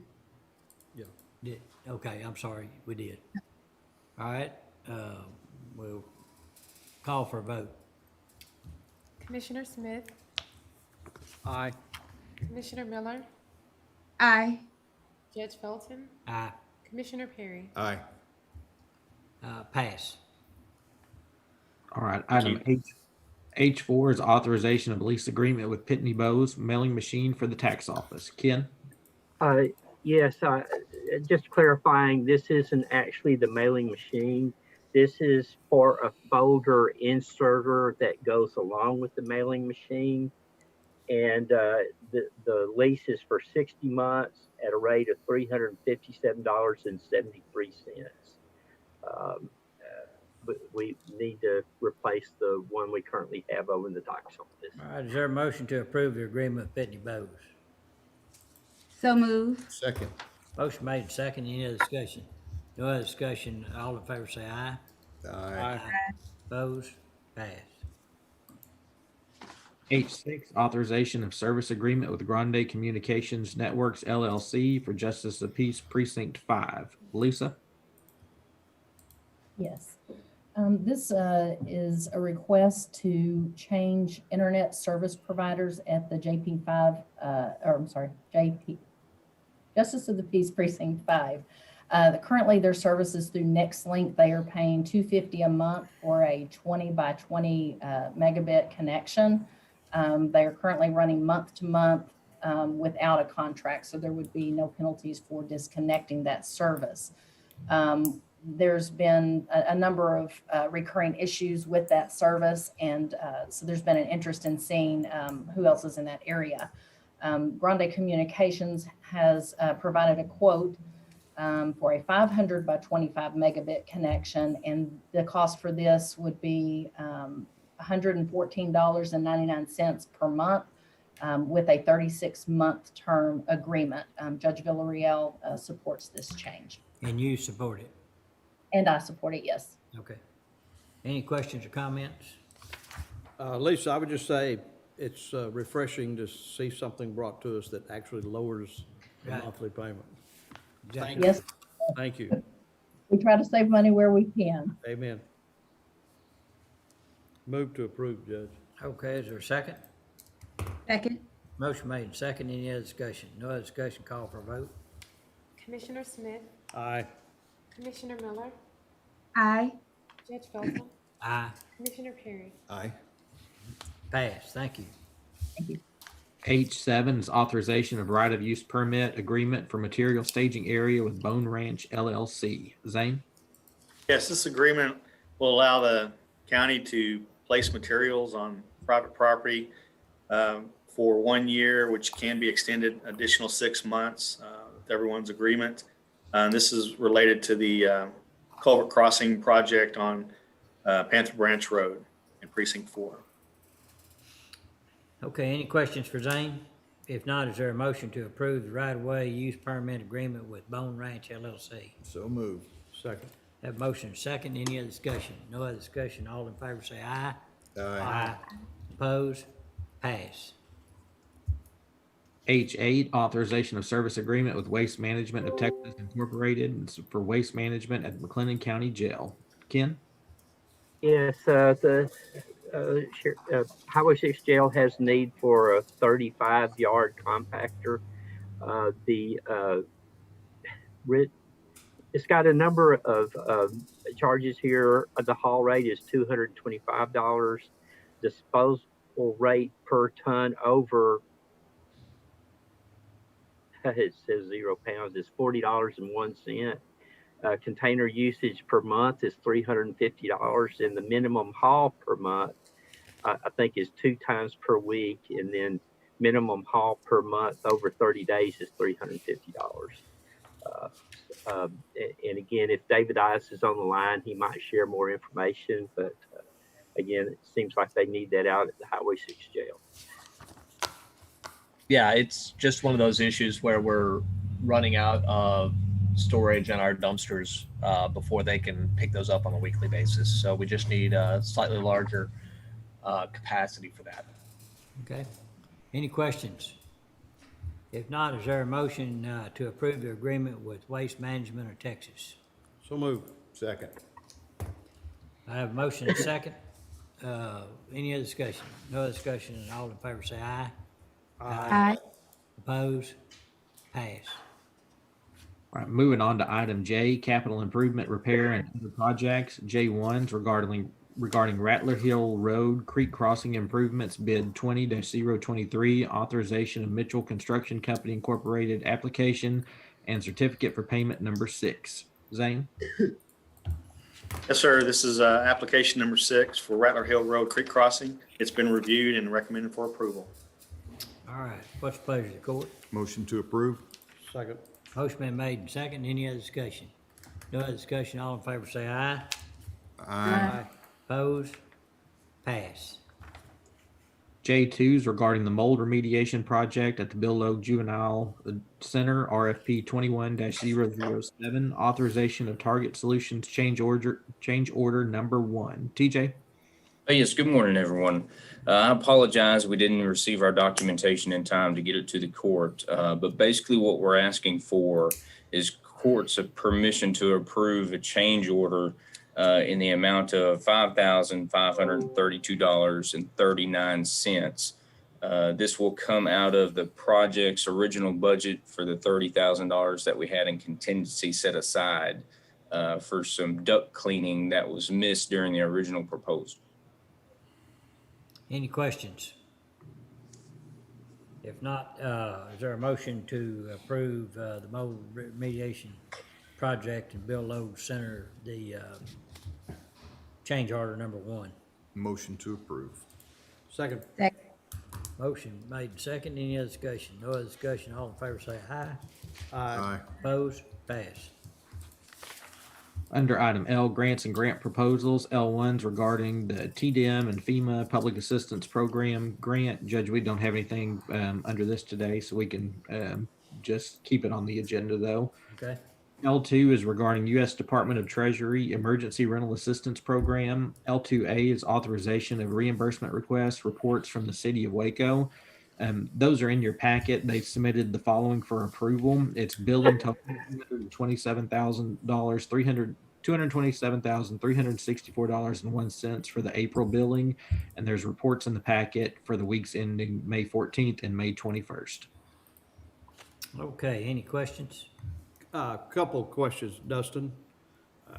I think according to the original grant, we were going to reach out to advertise the program. Can we get a list of who the city has reached out to? I think the city is actually administering that program, to find out how many, maybe also a listing of zip codes who have been awarded assistance, to see where all this money is going and who we've reached out to. Yes, sir. We can get that for sure. Thank you. And then one other question, with the additional funds flowing in, do they feel that they can get this money out in a timely manner? Instead of, I mean, the longer, I understand what it was needed for, and people need it now. And so I'm curious if we're getting this out quick enough to actually help people. If this thing drags on for 2 years, who are we missing by not making sure that we reach out and get more people involved? Yes, sir. Understood. And I know that the second round, the restrictions are a little, they're not quite as tight. And so they feel like the second round can be spent maybe a little bit quicker than the first. And then the hope is still there that the Treasury loosens those restrictions on the first round as well. To do anything on the second round, it would take, we're viewing it really as a separate grant. And so it would take a separate interlocal if the city were to administer that program. So our plan is to bring that forward on the next agenda. And so we can help get some of those questions answered as well. Okay, and I may visit with you in between. Okay, that sounds good. So under item L2A, we need approval on that, subject to Commissioner Smith's request for information. Is Yes, that sir. okay, Commissioner? or Oh, would yeah, you- when we go ahead and approve it, I would just like to have the information. I Okay. don't need any, place any restrictions on it. Okay, all right, so, Okay, I would agree with Commissioner Perry. And one thing, can they provide us, how long are those cases staying open? I appreciate that report that you send us, Dustin, every Friday. But I'm noticing how low the amount of processed, the small number of processed applications. It's as if the process application number in some cases is similar to the pending number. So I'm wondering how long are those applications staying open before they go ahead and close those out? Okay. We will find that out. We'll get y'all a detailed report for next session if that's okay. Okay, I appreciate you. Thank you. okay, did we get a motion on L2A? I don't think we have. All right, I need a motion to approve the billing and accept the report for recording purposes. Motion to approve. Is there a second? Second. Motion made and second. Any other discussion? No discussion. All in favor say aye. Aye. Opposed? Pass. L2B is acceptance of grant award for ERA2. This is what we just spoke to. We had ratified the application for the additional allocation. This would actually be accepting that allocation totaling $6,135,494.30.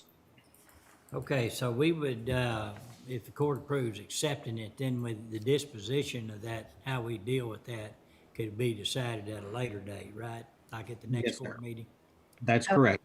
It would not be included in our original interlocal with the city of Waco, so it would take additional action by the court on how to allocate. Okay. Okay. All right, is there a motion to approve acceptance of the grant award? So moved. I would make that motion, and I would throw out some food for thought as we come back to our next meeting. Is there an entity out there, I don't know if it's HotCog, but that focuses perhaps on our rural communities in regards to this grant funding? That's just food for thought, but I make the motion to approve L2B. Second. Okay, we have motion second. Any thoughts on Commissioner Miller's I think it's a very good point. I think I can add some information to that. I'll get with Dustin and Commissioner Miller and share my thoughts. Okay. All right, all in favor say aye. Aye. Opposed? Pass. Under item M, Department Office Specific Requests, M1, Heart of Texas Fair Exco Event Center, authorization of payment for storm-related invoices. You'll see a list of invoices in your packet. Mike Stoss Services totaling $1,551.50 for water line replacement. Action Fire Pros totaling $720 for replacement of 2 internal switches on a control valve. Another from Action Fire Pros totaling $5,175 for replacement of 4-inch pipe, and another from Action Fire Pros for replacement of a tamper switch and monitor module. That one totaled $1,318, and these were all related to the winter storm. Okay, any questions? Or Dustin, do we know, is this all that was raised pretty much to the winter storm? Are we through with the winter storm? There may be a 1 or 2 left coming in from JD. We've been visiting with him. There was one, I believe, is included with this one that it was a life safety that had to do with the fire suppression system. And so it was approved. I'm not certain if it's one of these. So Commissioner, there could be a couple more, but we should be about to wrap that up. And I think TJ, have you got pretty much all the ones in the rest of the county buildings fixed? Yes, sir. Yeah, we're completely caught up on ours. We don't have anything left on our end. Okay, good. All right, is there a motion to approve M1? I'll So move. Is there a second? Second. All right, have a motion and second. Any other discussion? No other discussion. All in favor say aye. Aye. Opposed? Pass. M2, Information Technology, status update on McLennan County Cybersecurity Training Completeness Report as mandated by Texas House Bill 3834. Lisa? As we approach the deadline for our second annual cybersecurity training as required by House Bill 3834, we wanted to bring an update to the court. We captured the completeness percentage Wednesday afternoon to prepare this document here. At that time, we were at 98% with 21 employees remaining incomplete. Upon review this morning, we are now, we're still 98%. We have 17 employees that we need to complete training on. We've been sending reminders starting in April and working with the office management in those offices to help reach those employees to make sure they were getting their training. The reporting date will be June 15th, so we will continue to reach out to those individuals, and we will take, we'll get a report the night before so that we can get the best representation possible. One thing that's different this year is, they are allowing us to show the amount that we have been able to achieve. Last year, it was a pass or fail. It's within a 10-point range system. So we would obviously be in the 90 to 100% at this point. Our hope is to get this completed. We're getting good feedback from the departments. One other note, there's been a new House bill that I believe was approved or signed about May 18th. This is going to be House Bill number 1118. Inside of that, there is some language that would include some potential impact to different agencies in regards to being compliant with House Bill 3834, impacting the criminal justice grants, whether they're currently awarded or for eligibility in future grants. So just wanted to bring that awareness to the court. Okay. Yeah, thank you. This is what's going on with all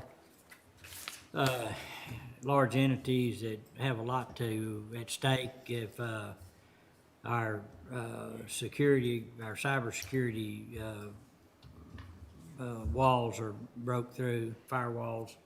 And a lot of this comes through individual employees that actually click when they should have waited and got more clearance on it. So I really hope that everyone helps us out and takes us cybersecurity. I took it. It was not very difficult at all, and but I did learn several things, and some of it was repetitious, but still, that's important, so you'll keep it in mind. So I hope that we can hit those deadlines and goals. Well, there's just some of us work better under pressure. Yeah, okay. Lisa, question. Yes, sir.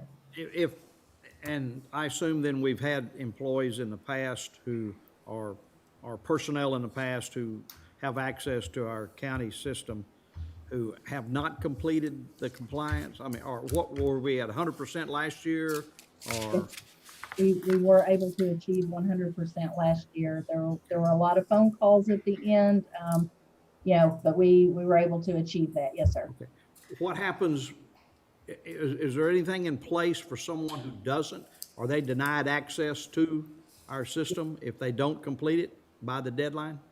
Yes, sir. That is something we've talked to Commissioners Court about in the past. What we would need to do to achieve that would be to eliminate their access, and then we could remove them.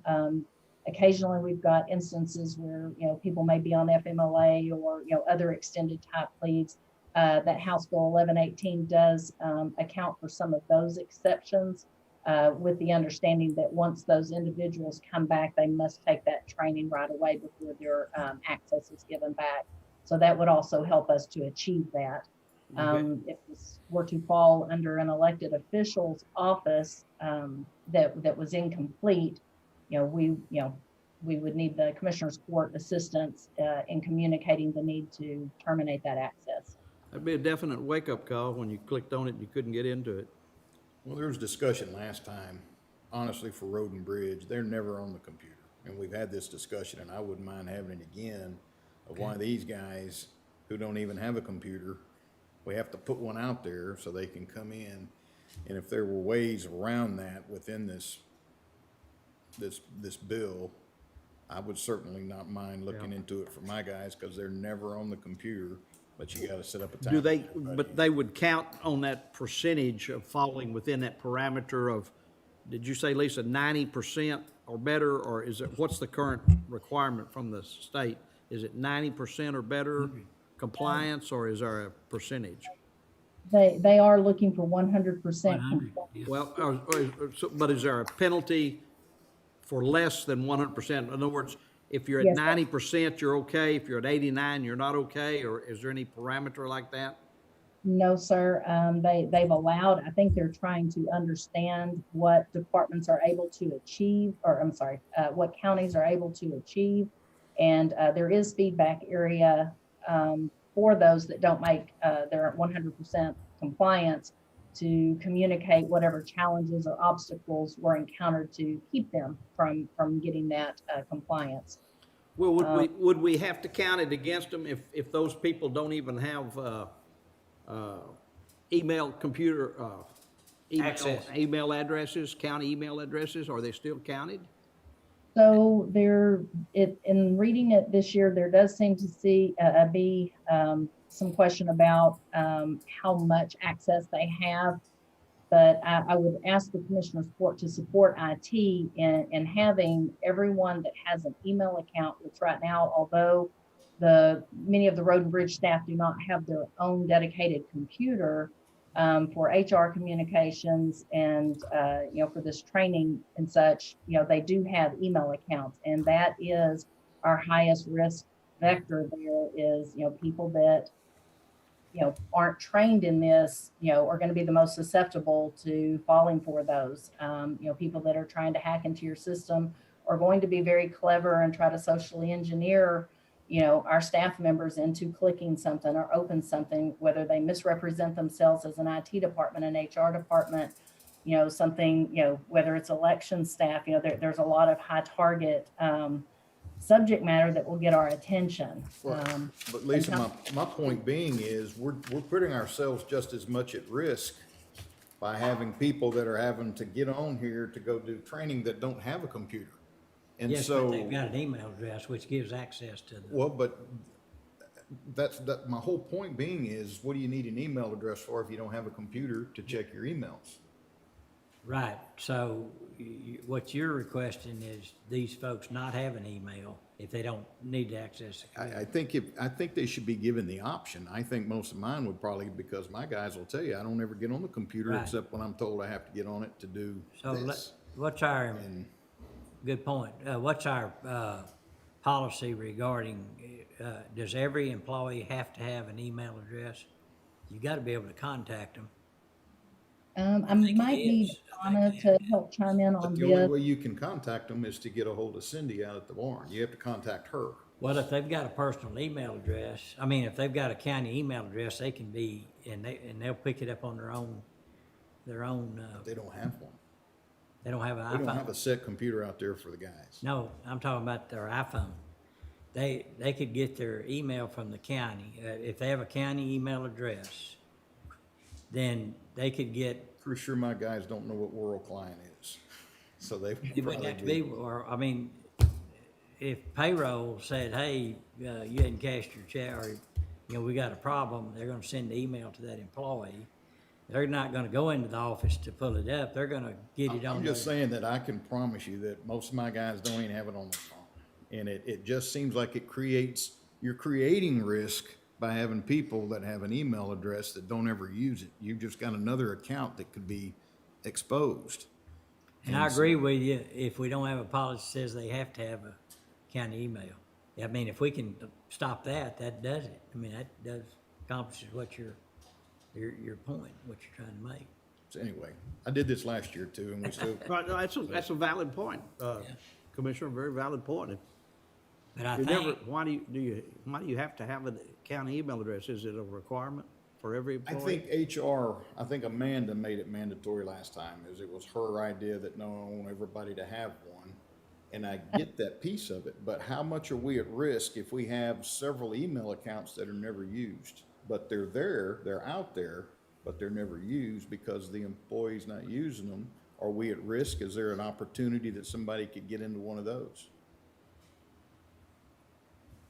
So to your point, Amanda did request that of the court. I don't know that it's policy per se, but there was a great deal of discussion around this. And I know there was a big push with HR being able to communicate with all the county employees. So I would be more comfortable if Anna maybe spoke to that. And then because of those accounts, we in turn are, looking for that training for people that are handling those accounts. If you would, Anna. Thank you, Lisa. So I have just a few examples of why it's important for the employees to have email addresses. So we've just recently moved online for our benefit enrollment, and there are notices that we're required to provide through. The way we do that is through our benefit guide, and we transmit that electronically by email to all employees. And then also we have periodic employee training that's now done online through our platform Foundry that has to be communicated through email as well. So those are just two examples of why employees need it. And so for both of those instances, we have laptops available for employees who don't have a dedicated workspace that we can continue to offer to assist folks to complete things like the cyber awareness training online, benefit enrollment, and general employee training as well online. there's certain notices that's required by the multiple federal departments that says that we have to have communication and notify employees of their rights and all these other things. And so it would have to be snail mail or something if we didn't have email, but I think everybody understands we need to review that. Question for Anna. Anna, let's say an employee this year wanted to enroll in benefits, but they didn't have computer access. What did you do? So this previous year, we coordinated with some of our road and bridge precincts to have dedicated blocks of time on workspaces. We have training laptops here available in the HR office. So we blocked off time to have them come in and do their online enrollment through these training laptops. Did it require that? Okay. And so you're saying each of them did have a county email address? If they, are they able to do that block training or that access, as you're saying, to enroll if they don't have a county email address?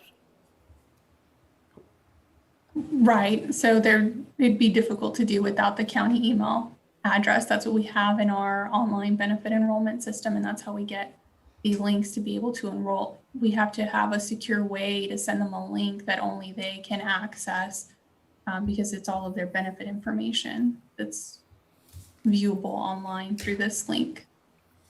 And additionally, many employees will also utilize their county email address for their pay stubs. So that's another,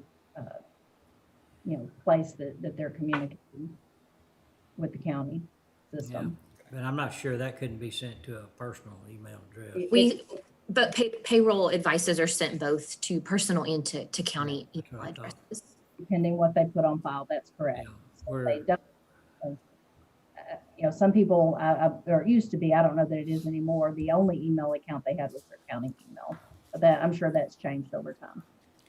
Well, I personally would like for someone to look into the possibility of what Commissioner mentioned, an employee not having a county email address.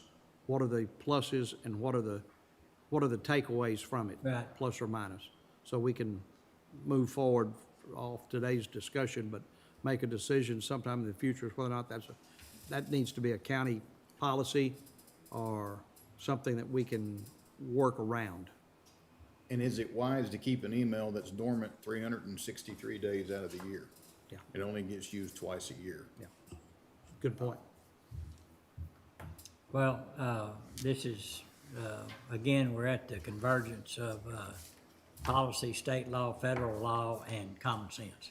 And practicality. So we need to try to get through that. And what I see from what y'all are requesting is that HR needs to look at it as well as IT needs to look at it. IT from the standpoint of requirement if they don't have a county. Well, and again, from a risk factor of how safe is it to have multiple emails out there that are only accessed twice a year? Yeah. Is it, I mean, I know, I'm asking, so that's, Right. I'm not saying it's an issue, but could it be? Yeah, Is that great. something we need to look at? Okay. Anna and I can work together and bring some information back to the court regarding, I guess, what that would look like if not all employees had a county email. Okay. Thank you. Thanks. You're welcome. So Dustin, what action we need on that? Is that? We just, at this time, just need a motion to accept this report for recording purposes. Okay. Motion to approve. Second. Motion been made, second, any other discussion? No other discussion, all in favor say aye. Aye. Oppose, pass. Okay, at this time, let's recess and come back at 11 a.m. Thank you, Judge. The recording has stopped.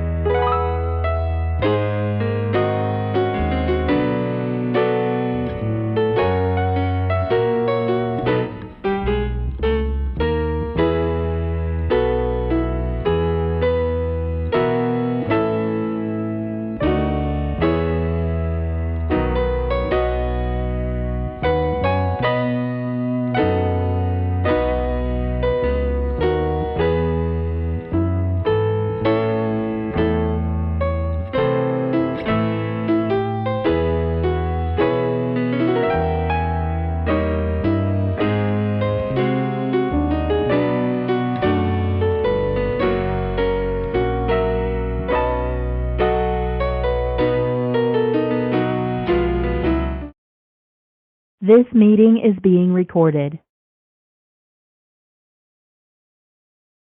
Back in order, it's 11 a.m. All right, Dustin. All right. Moving on to item N2, discussion regarding healthcare plan audit and related engagement agreement with Messier 42 LLC. As we mentioned, this audit is progressing. I believe there's some additional information the company needs, so we're still working through that. So we recommend we keep this deferred. Okay, is there a motion to defer? So move. Second. We have a motion and a second. Any other discussion? No other discussion. All in favor say aye. Aye. Opposed? Pass. N3, selection designation of public members of the Salary Grievance Committee regarding the FY22 budget. I don't believe we need any action on this today.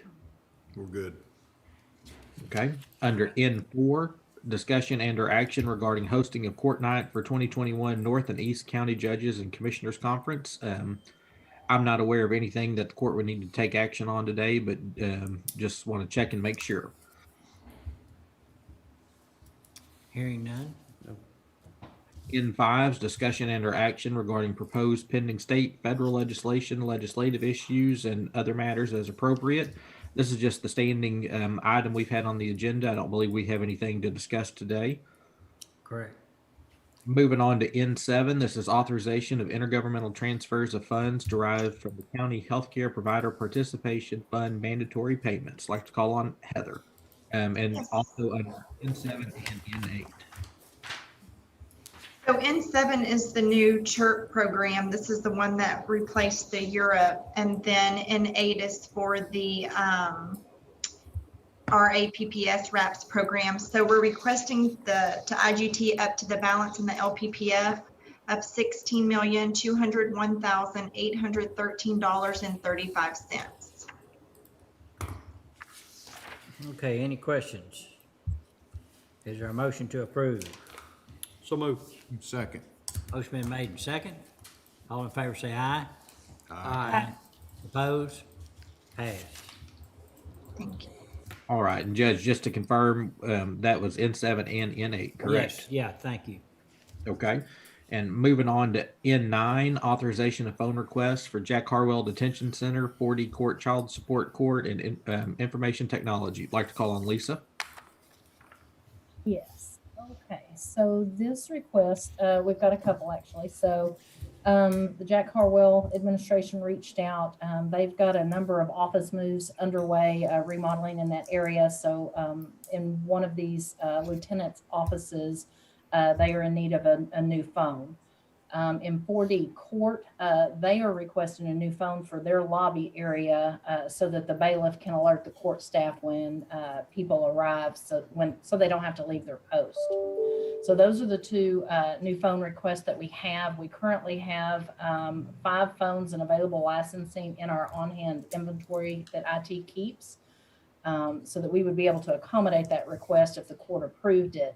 However, as that on-hand inventory gets smaller, I look for opportunities to add to that, to join with other purchases so that we can take advantage of Sourcewell pricing. That's a discount we get if we spend at least $2,500. So we do have an upcoming purchase that will complete our phone refresh countywide. If the court would be agreeable to allowing me to purchase 5 additional phones to add back to my inventory. Once we fill the 2 orders and receive those phones, we would at that point have 8 phones and licenses on hand. For those 5 phones, the Sourcewell pricing would be approximately $1,410. That's a savings of about $188 per phone when we can do the bulk orders. So Okay. That is what I'm requesting today. Okay, thank you. Any questions for Lisa? What's the pleasure of the court? Move to approve the request. Second. Motion made and second. Any other discussion? No other discussion. All in favor say aye. Aye. Opposed? Pass. N12's discussion and or action on various county policies and procedures. And Judge, these have to do with the budget, so we can hold those until our budget discussion. Okay. N13 is authorization of property damage appraiser's total loss condition report on a claim.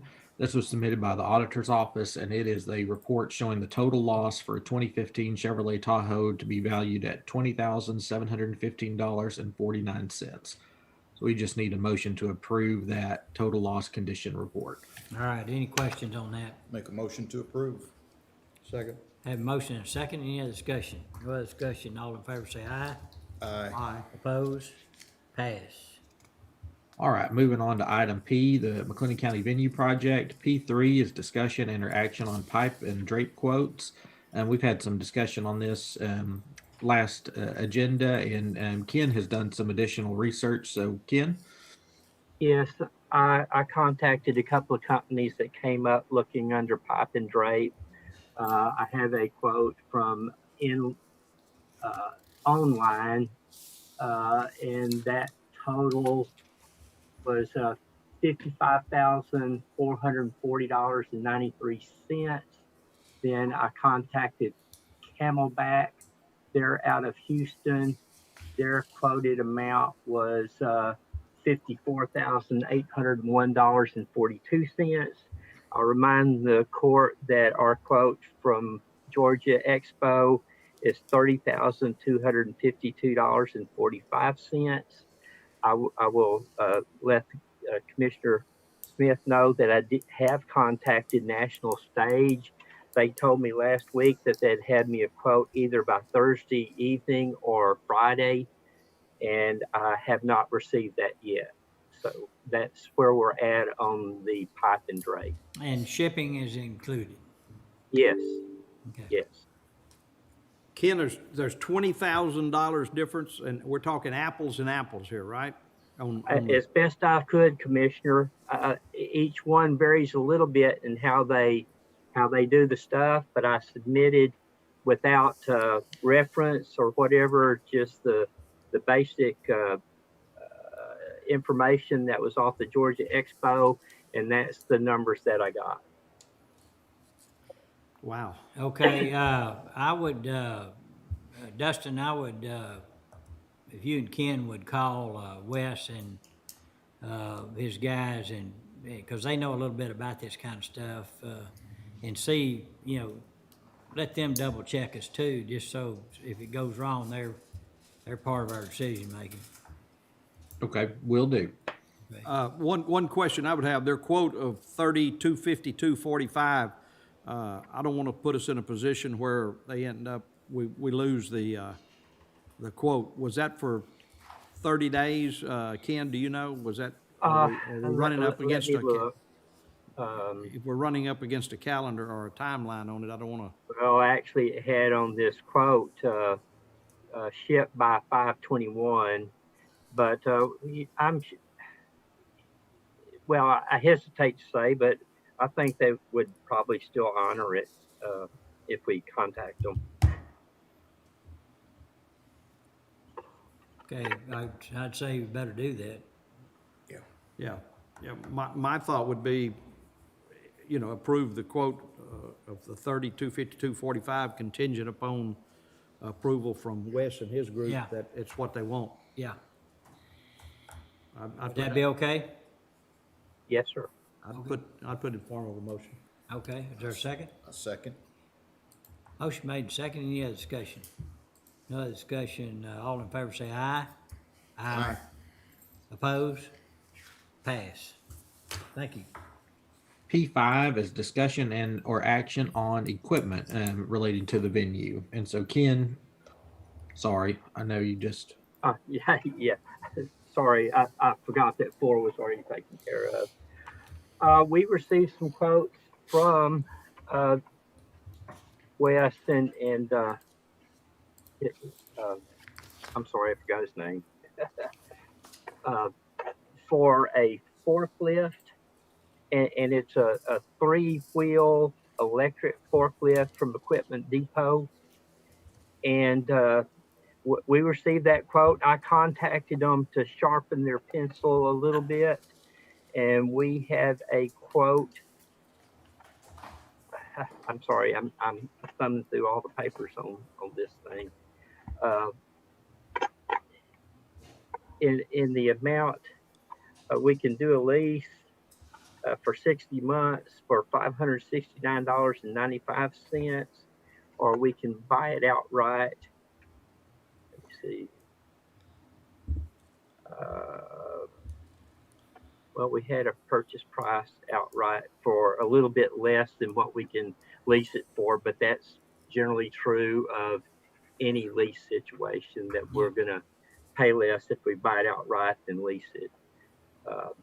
Anyway, again, they came down on their price for me a little bit more than what Weston had got for the forklift.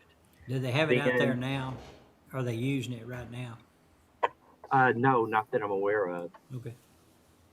And then they also wanted like a handheld scrubber, and then one that you could ride. And for the handheld scrubber, it was a total of $4,702. And for the model that you ride, it's a total of $34,616. And again, I contacted this company and they came down a little bit from their original quotes to West. So that's what we had. I didn't know how the court wanted to handle this. I think it was originally part of the FF&E, but it was part of the stuff that kind of got taken off during some of the negotiations on where the money was at. So, is he talking about a buffer or? No, it's a floor scrubber. For the No concrete? worries. For the concrete? Yeah. Yes. It's still more expensive to ride than it is to walk. No doubt. I'm just saying, how long would About it take 30,000. someone with a handheld? I don't know. That might be an efficiency issue there. Yeah, let's talk to Wes. there's a about lot that. of floor. Yeah. Yeah, that's a big difference. So, I mean, you could buy 3 or 4 of the, I don't know, I just need to see the logic I would in it. I lean think y'all want to to the see the one that logic. you drive, and just because it seems like it would probably make it much quicker and Yeah, maybe do a little better job. probably, yeah. Okay, we'll check on that one. Is there urgency on it? How long is your bid for? Commissioner Smith brought up a good point. Oh, let me see. I'm sorry. It says it expires on the forklift expires on December 15th, Okay, we're in good and shape. I don't see an expiration date on the scrubbers. Ken, did you ever find a Again- total? Did you ever find a total for the forklift? I know you quoted a 6-month lease. I'm sorry, I should have had that highlighted already. You know what? We started off with a quote for purchase and or lease, and I'm not seeing the purchase price, so I may have to go back and ask for what that was. Well, can we defer this action until we get? Yes. Oh, Get some. absolutely, absolutely. All right. Okay, is there a motion to defer both items? So move. Second. Motion been made, second, any other discussion? No discussion, all in favor say aye. Aye. Oppose, pass. Under item Q, McLennan County Radio Tower Project, Q1's authorization of interlocal cooperation agreement with Department of Public Safety for land lease for radio communications tower. We did hear back from DPS at the end of last week, and they had one question before it goes back to their legals. So hopefully we'll have a resolution to this in the coming weeks. So Judge, if we could keep it deferred. Okay, keep it deferred, Yes, sir. okay. So, do we need to, Make a We- motion to defer that. we have a Second. motion to keep it deferred, we have a second, any discussion? No discussion, all in favor say aye. Aye. Oppose, pass. All right, and Judge, that's all the action items with the exception of the budget items, and then also the one item we'll need to come back to after executive session. So I believe we have 2 executive sessions for today. Yes, we do. We will go into executive session under section 551.074 of the Government Code regarding personnel matters. And then we will also go under section 551.076 of the Government Code, deliberations regarding security devices. And we would probably take that one first, Dustin, so Lisa Okay. would be in on that one. All right, we will go into executive session.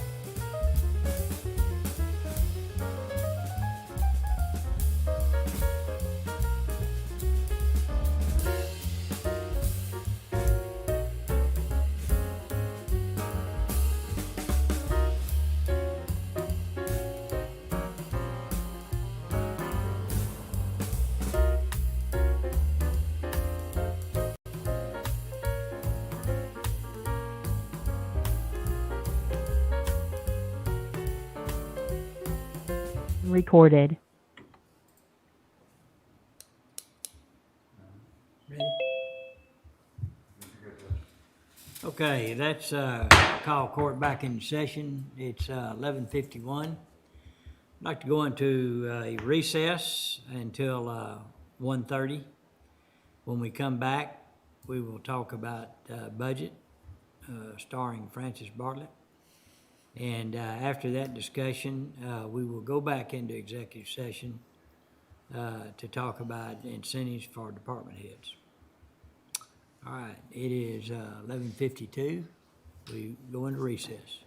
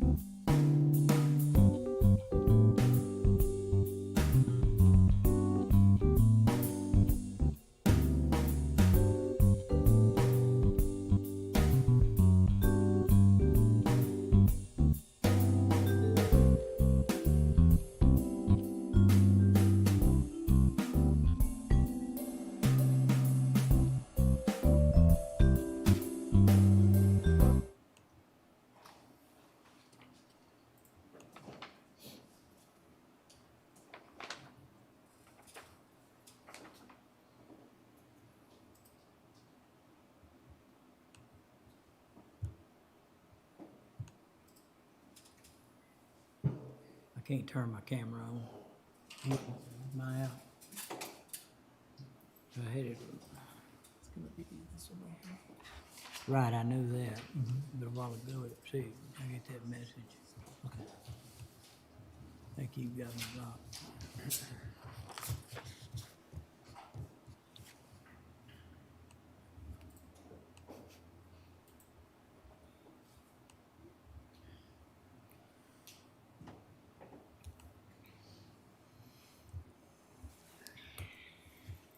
Okay, it's 1:30. Let's call court back to order.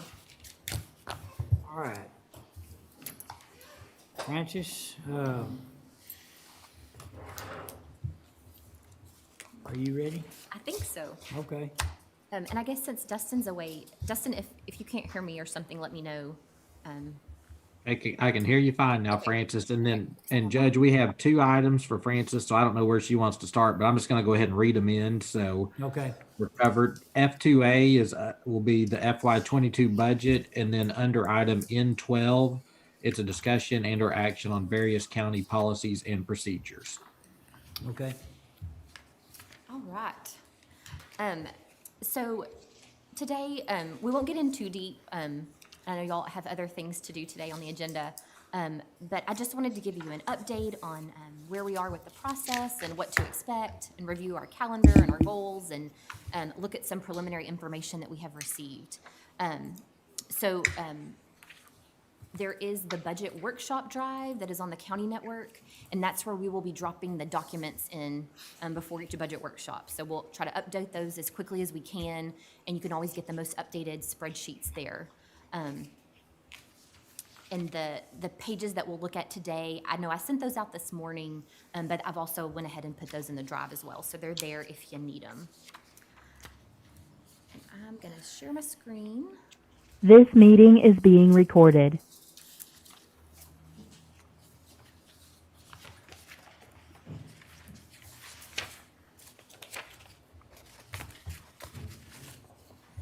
Okay.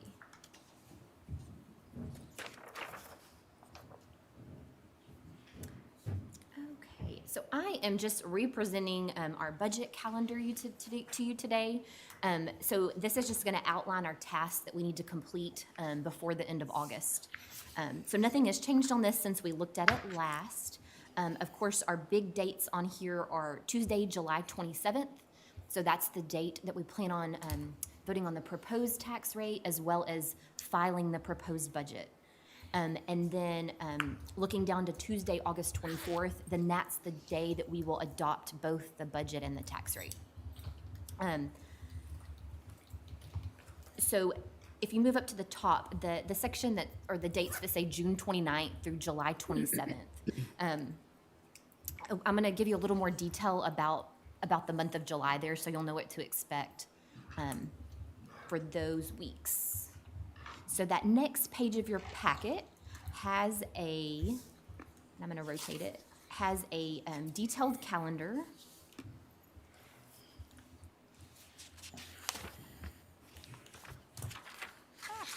So this is gonna be the first few days of June and then the month of July. We've never really planned our weeks out like this, but I think this will be helpful, and I think this will help it to run a lot smoother. But if we can keep to this schedule as much as possible, you should have plenty of time to review requests and to get any questions answered that you have. We've broken the calendar into chunks, into the workshops into chunks this year, and we always try to, but we're trying to be a little more specific with what days we want to talk about what. So our plan is each day, whatever topic we're covering, whoever is involved in those requests, that we would have them available by Zoom. And then when you have a question, we can pull them up quickly and you can get your answers quickly. So we're not having to wait for people to come in. And if they want to come in or y'all want them to come in, of course, that's completely up to y'all. But I think that things could move really quickly if they'll be available and get those questions answered fast for y'all. Let's see, I'm gonna show you here. Our plan is to start on Tuesday, June 29th. That is a normal fifth Tuesday agenda. But after that agenda, we would plan on going into special revenue funds. So we'll get those knocked out, because those funds are there for a specific purpose. There's usually not a whole lot of discussion that has to happen there, but we need to go over those requests. Then flowing over into Wednesday afternoon, we will start on general fund operating request. So these would be operating, not personnel, but supplies, furniture and equipment, other services and charges, those types of things. And so we're just gonna point out, of course, like we usually do, the things that have changed and the requests that are made. And then let those departments speak on those or answer questions if you have questions. Moving into Thursday there on July 1st, you'll see that we have the sheriff's office scheduled there for the first part of the day. They may go over all of their requests, of course, because it's usually all connected, but personnel, operating, capital outlay. And then in the afternoon, information technology, which is the big part would be IT assessments. So they'll cover those on that day, and we'll have those two big departments out of the way. And then moving over into Friday, of course, we're open to meet anytime. If y'all choose not to meet Friday, we can discuss that week. But then getting back into operating request for general fund. So that would be our first week. And then our second week, again, that Tuesday is a regular agenda, but the afternoon we have TJ Jackson lined up to come in, and we'll speak on ongoing projects, current projects that we are working on, the county's working on, as well as new projects he has for the new year, new projects y'all want to talk about, and the funding for those. Moving over into Wednesday afternoon, capital outlay, so all of our items over 5,000, our vehicles, voter registration equipment, those big purchases. And then Thursday, July 8th, Anna and her staff will be here to talk about personnel. So she will cover the requests that were made, any recommendations she has, and then also her recommendation on the cost of living adjustment. So we hope to get all that in one day. It's a lofty goal. And then Friday, I just have their TCDRS. We will have to verify with y'all that you don't want to make any changes to the plan. But if you would like to have someone, we haven't had someone in a while come in, we could have Ralph Wallace come in and review. So I have that there, and hopefully we can get him on that day. If not, we'll fit it in somewhere. Will you contact him, or do you want? I will. I'll take care of it. Okay. This is y'all's court agenda, so if we need to change this for any reason, y'all let us know. But that puts us in the first 2 weeks. We would have covered all requests. We would have covered personnel. We would have covered capital projects, capital outlay. So you will have heard and seen everything at that point. And then, of course, that next week is the week that y'all are hosting the conference. So we just kind of have that grayed out. If for some reason y'all decide you want to meet, like I said, we're up to meet anytime that y'all want to. But I think that will be a good week for us to gather any information that y'all need based on those first 2 weeks and get questions answered, let you all think on the request. And then we will come back on Tuesday, July the 20th, again, a regular agenda. And then that afternoon, our hope, I know this, it may not be, we may have to have some others on other days, but my hope is that we could get all the contracted programs to come in after that regular agenda that day. So the Cove, Waco Sports Commission, animal birth control, all those that come in, and have those back to back to where you can compare requests and make that decision where they're all still fresh in your mind. And then moving into the rest of that week, cleaning up, reviewing, going back to things you want to revisit. So having that whole week almost to really wrap up your decisions. And then Tuesday, the 27th, filing the proposed budget and voting on a proposed tax rate. So, like I said, we haven't really gone into the month of July with a detailed schedule, but I just hope this would help and make things It run a will. little smoother. And I would ask the court to, if they see any conflict with their schedules for that time, let us know. Definitely. I would say that we would try to stick to these dates as long as we had a quorum, but we still want to take into consideration if somebody's out that really needs to, that's, promoting or against or whatever one particular item that maybe we move that around to fit their schedule, but try to make all these dates work for us so it'll get it out of the way and make it easy. The other thing is more than likely that we'll have 2 postings a week. We'll post for the Tuesday and for Tuesday, and then we can recess and go into Wednesday. Then we'll post again for Thursday, and if we need to go into Friday, then we'll just recess on Thursday after or whenever, and go into Friday. So that'd be kind of how we'll do that. Right, Reagan? Yeah. Sounds good. And I think regarding whether the department heads or elected officials, whoever presenting budgets, want to come in, we had this discussion earlier today in the meeting, that if they want to come in, if there's some reason that their presentation be better if they're in, or better if it's on Zoom, just let us know. Either way's Okay. fine. We just need to be set up for it. But and then we could have, especially that week where we're entertaining what outside financial support that we give to organizations or nonprofits or whatever, that that they can come into the. They like a lot of times they like to bring several people with them just to show support.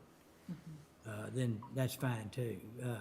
And we'll just have to monitor what the rules are to come in the courthouse, because they could change. But right now, they would need to be wearing a mask coming in. Okay. But we would be able to social distance in this room. We'll accommodate it, so. Perfect. So any other questions or thoughts on calendar topic? Okay. So moving on to the next page you have, so we do have the preliminary taxable values as well as the preliminary calculated rates. So just to review a little bit, your no new revenue rate that I have shortened there, the NNR, that is the rate that would produce the same amount of taxes if applied to the same properties in both years. So new property not included in that calculation, which is why there's still an increase in the levy. And then previously that was known as the effective rate. And then the voter approval rate, that is the highest tax rate that you may adopt without holding an election. And so, of course, that was the one that was previously the rollback rate. So Right. since last year was the first year we used those terms, I just wanted to review those. And both rates, of course, are made up of maintenance and operation and INS or debt service. So the rates are calculated on the M&O part, and then the debt service portion of the rate is plugged in for whatever will accommodate the debt service payments. So I know you've talked about, if we ended up with an additional bond this year, that would affect your total rate, but it wouldn't affect your M&O portion of the rate. Right. Let's see. So looking at this sheet here, if you look at that very first column where it says 2020 tax rate, You'll see there that last year our taxable values, at the time we adopted the rate, were 18.2 billion. And then move over a column and you'll see that right now the preliminary number is 19.7 billion. So that came about 1.5 billion higher than last year. And of course, we'll keep updating that number as new information rolls in. And so then again, on that first column, you'll see the purple block. The rate you adopted last year was the 0.468719. And then moving over to the green highlighted rates, you'll see the no new revenue rate in the far left green column, and in the far right green column, the voter approval rate. I have the middle column as just our current rate plugged in there, just so you can see what that looks like. But then if you follow those columns down to the very, very bottom, that bottom green line, the increase in total levy, that's going to show you what each of those rate scenarios, how much additional levy that's going to bring about.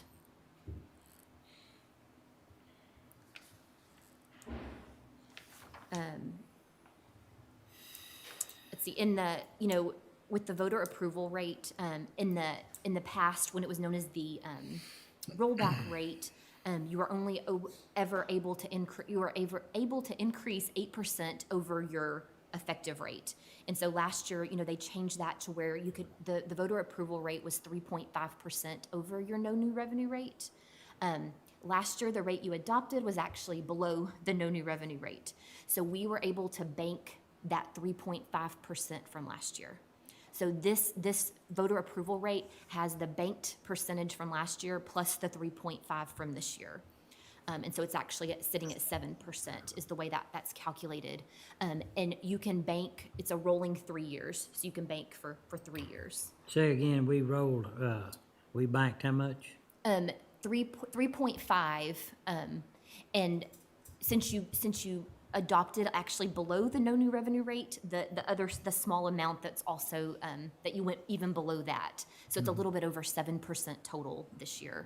Do we get to claim that as well as part of the 3.5, or is it just the 3.5? I believe you can claim. I'm gonna double check on this, but I believe you can claim that as long as you don't exceed that I think over 3 years you can't exceed Well, the. not that we're planning on using that. I'm just trying to see Yeah. if Yes. you get the 3.5, do you get what you bank under that as well? That too, I believe so, but there may be a limit, since this is just our second year. I don't know when we get to that third year for looking at the rolling period, but I'll double check on that for you. But I just wanted to point that out, that voter approval rate does have the banked amount from last year. Let's see, is there any questions? I know that there's a lot on that page, but what those scenarios, the top section is going to show you your total levy, and then we estimate revenues at a 98% collection rate, and that's verified with the tax office, and they have already calculated that, and that 98% looks to stay. What was it last year? 98 is what we used last year as well. Do we know what it actually came in at the? When they're estimating to use 98% again, so I'm assuming that it's hovering right there around it for them to not have changed it. I can get the exact number for you. I'm just curious if you don't know more about it. And then the bottom section that it's in a box, that just breaks down the levy between M&O and debt service. So if you're, and that right there is with our current debt. So again, like I said, if you do go out for additional bonds and issue bonds, that will affect that debt service portion, which will in turn bulk up your total tax rate. Okay.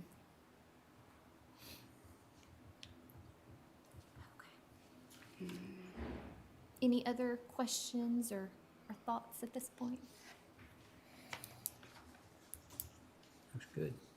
I just wanted you all to be able to see where we stood at this point, and that way it's not there's no surprises as we get towards the end of June. I don't know at what point, Francis, it makes sense to ask the question, but the no new rate, what that's telling me is that, I use myself as an example, what I paid in county taxes this year I will not pay any more next year? Correct. So if you're, but you know, it looks at Whatever it all was. properties as a whole. Yeah, whatever it was. I'm talking about just my, if we hold this rate, Mm-hmm. that would guarantee that a taxpayer wouldn't pay any more county taxes, So assuming that, they didn't make any improvements or anything like that. correct. So if their appraised value didn't change, No, if their appraised value. if their appraised value changed, excuse me, yes. So, and it's just gonna depend, you know, some people's may have gone up substantial amounts, some just a little, some may have Right. dropped. So that rate, when you know where they figure it, it's figured on the county as a whole. But if your property was the only property in the county, and then yes, that would be that even though your appraised value went up, you would still be paying the same amount of dollars. Dollars. Yes. Dollars, Your okay. rate would go down because your appraised value Yeah, went up. that's, Yes, sir. that's what, yeah, okay. Yes. Okay. Yes. All right. Um, And that's where we hit last year. We ended up at the no new rate. Actually, we went a little we went under a little that, under it, so we actually dropped below the no new rate, which we called it last year the effective rate, but, right? last year was the first year we called it the no new revenue rate. Okay, is that a standard term? Mm-hmm. Okay. Yes. So they updated all the tax code statutes to verbiage. reflect that. Yeah. But last year, the no new revenue rate was 0.47687. So it was like 0.8, I guess we went about 0.8 cents below that no new revenue rate last year.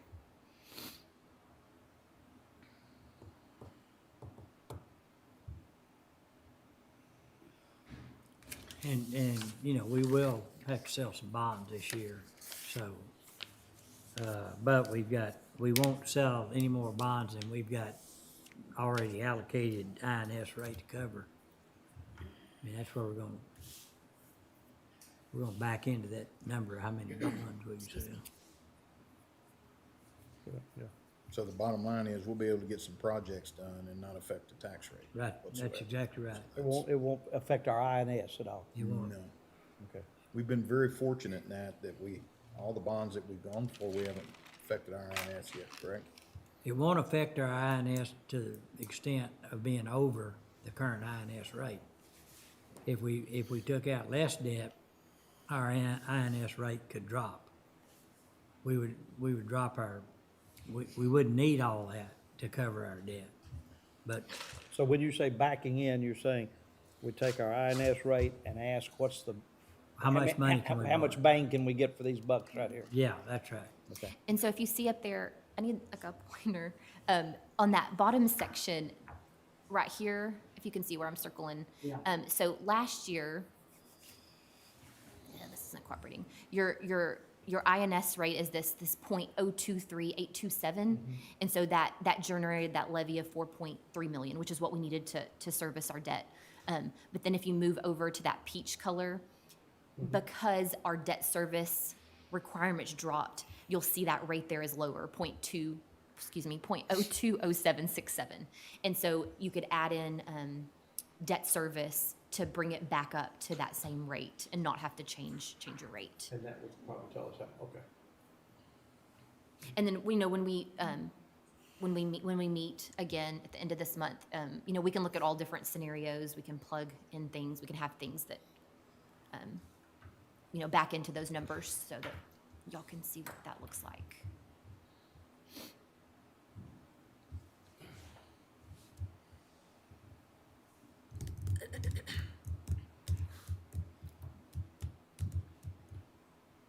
Okay. Any questions for Francis? So then there were, and next in your packet, we went ahead, let me rotate it. It's worse. I know. This was just, for you just to, again, just have some information, before we start the main workshops. But the top box, the fiscal year 2021, this is just general fund, but that's gonna show you, budget compared to what is projected. And we talked about this and looked at this, in the last presentation I made when we saw where we were at this point of the year and where we expected to end. So you'll see there in the budget, we were expecting to end as our fund balance is 33% of our expenditures, operating expenditures, and we're going to come a lot higher than that, just due to the nature of the last 2 years we've had, but we are higher than we anticipated. And then as you go down that sheet, that's going to show you the actual numbers for FY 2019, 18, and 17. So just to kind of grasp and see, where, how much over we're collecting in revenues and how much under budget we're coming in total, just to get a glimpse of that all in one. So that in dollars, that's $15.7 million.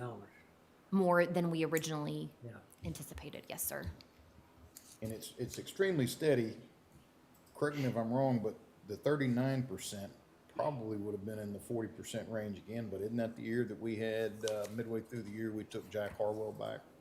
And so we had to come up with we spent a lot of money. We did. And, you'll see that, consistently, historically through the years, we come under budget every year.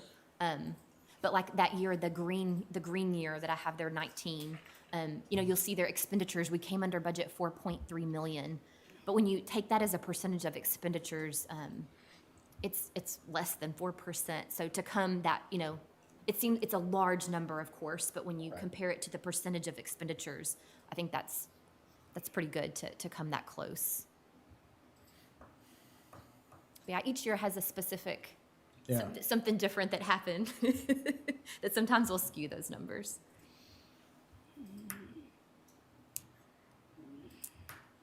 But that is the point of having that fund balance goal, is so that when something does happen, we have sufficient fund balance to make up any of those losses. All right, and then I wanted to talk about not so much numbers, but just some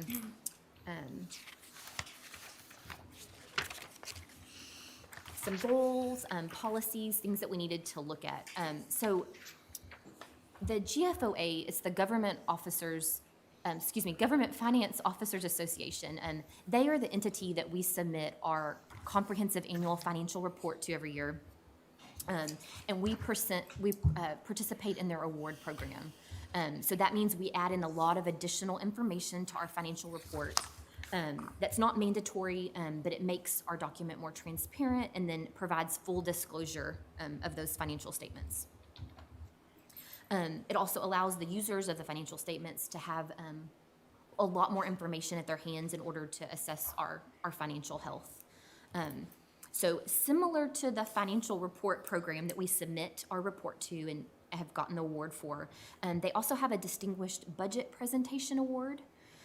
So, over the years, we've worked to really streamline our budget and make it very transparent, easy to follow, whether it's a taxpayer or whether it's a department, something they can pick up and see where money's being spent. So we would like to further our budget document and add in additional info it's just gonna provide a lot more information. It's gonna give people a better vision of what our financial status is, as well as our budget, but also it's going to meet the GFOA award criteria. There are a lot of additional things that are added into that document, but the purpose is that it won't just be a budget document. It will then be a policy document, a financial plan, an operations guide, and then a form of communication to the taxpayers of the county's financial status. So Haley has been working really hard over the last few months compiling all of this additional info.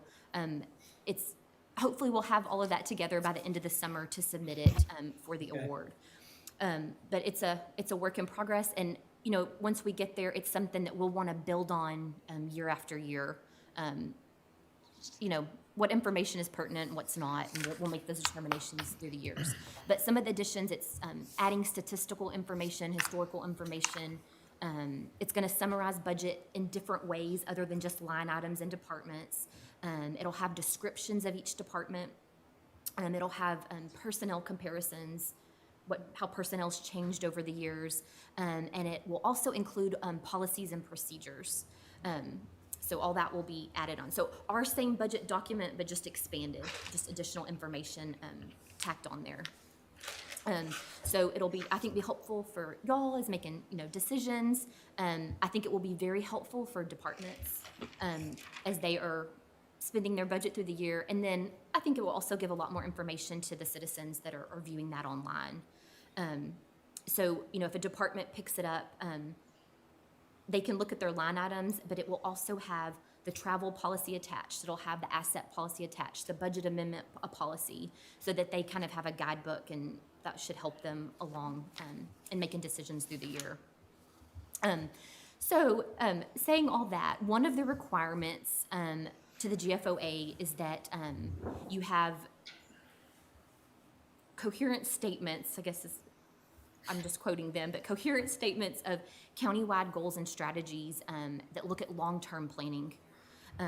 So we have put together a very, very basic kind of backbone here. And there's a mission statement, a vision statement, and organizational goals.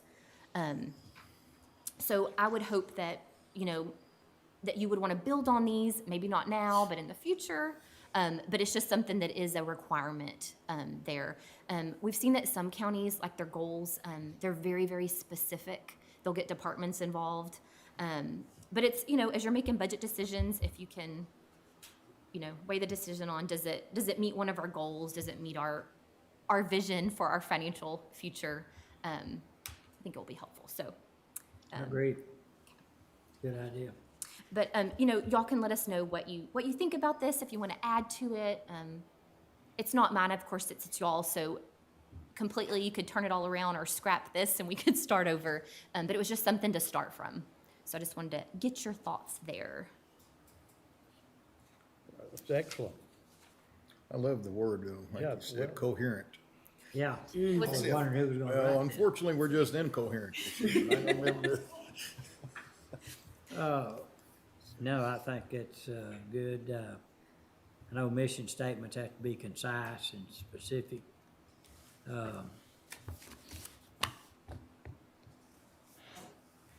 And then, of course, vision statement is more like what you're looking forward to. Mm-hmm. I don't see the word efficient in here anywhere, but I would hope that somewhere, because efficiency It's actually in should the result in, vision statement. is it? I missed it then.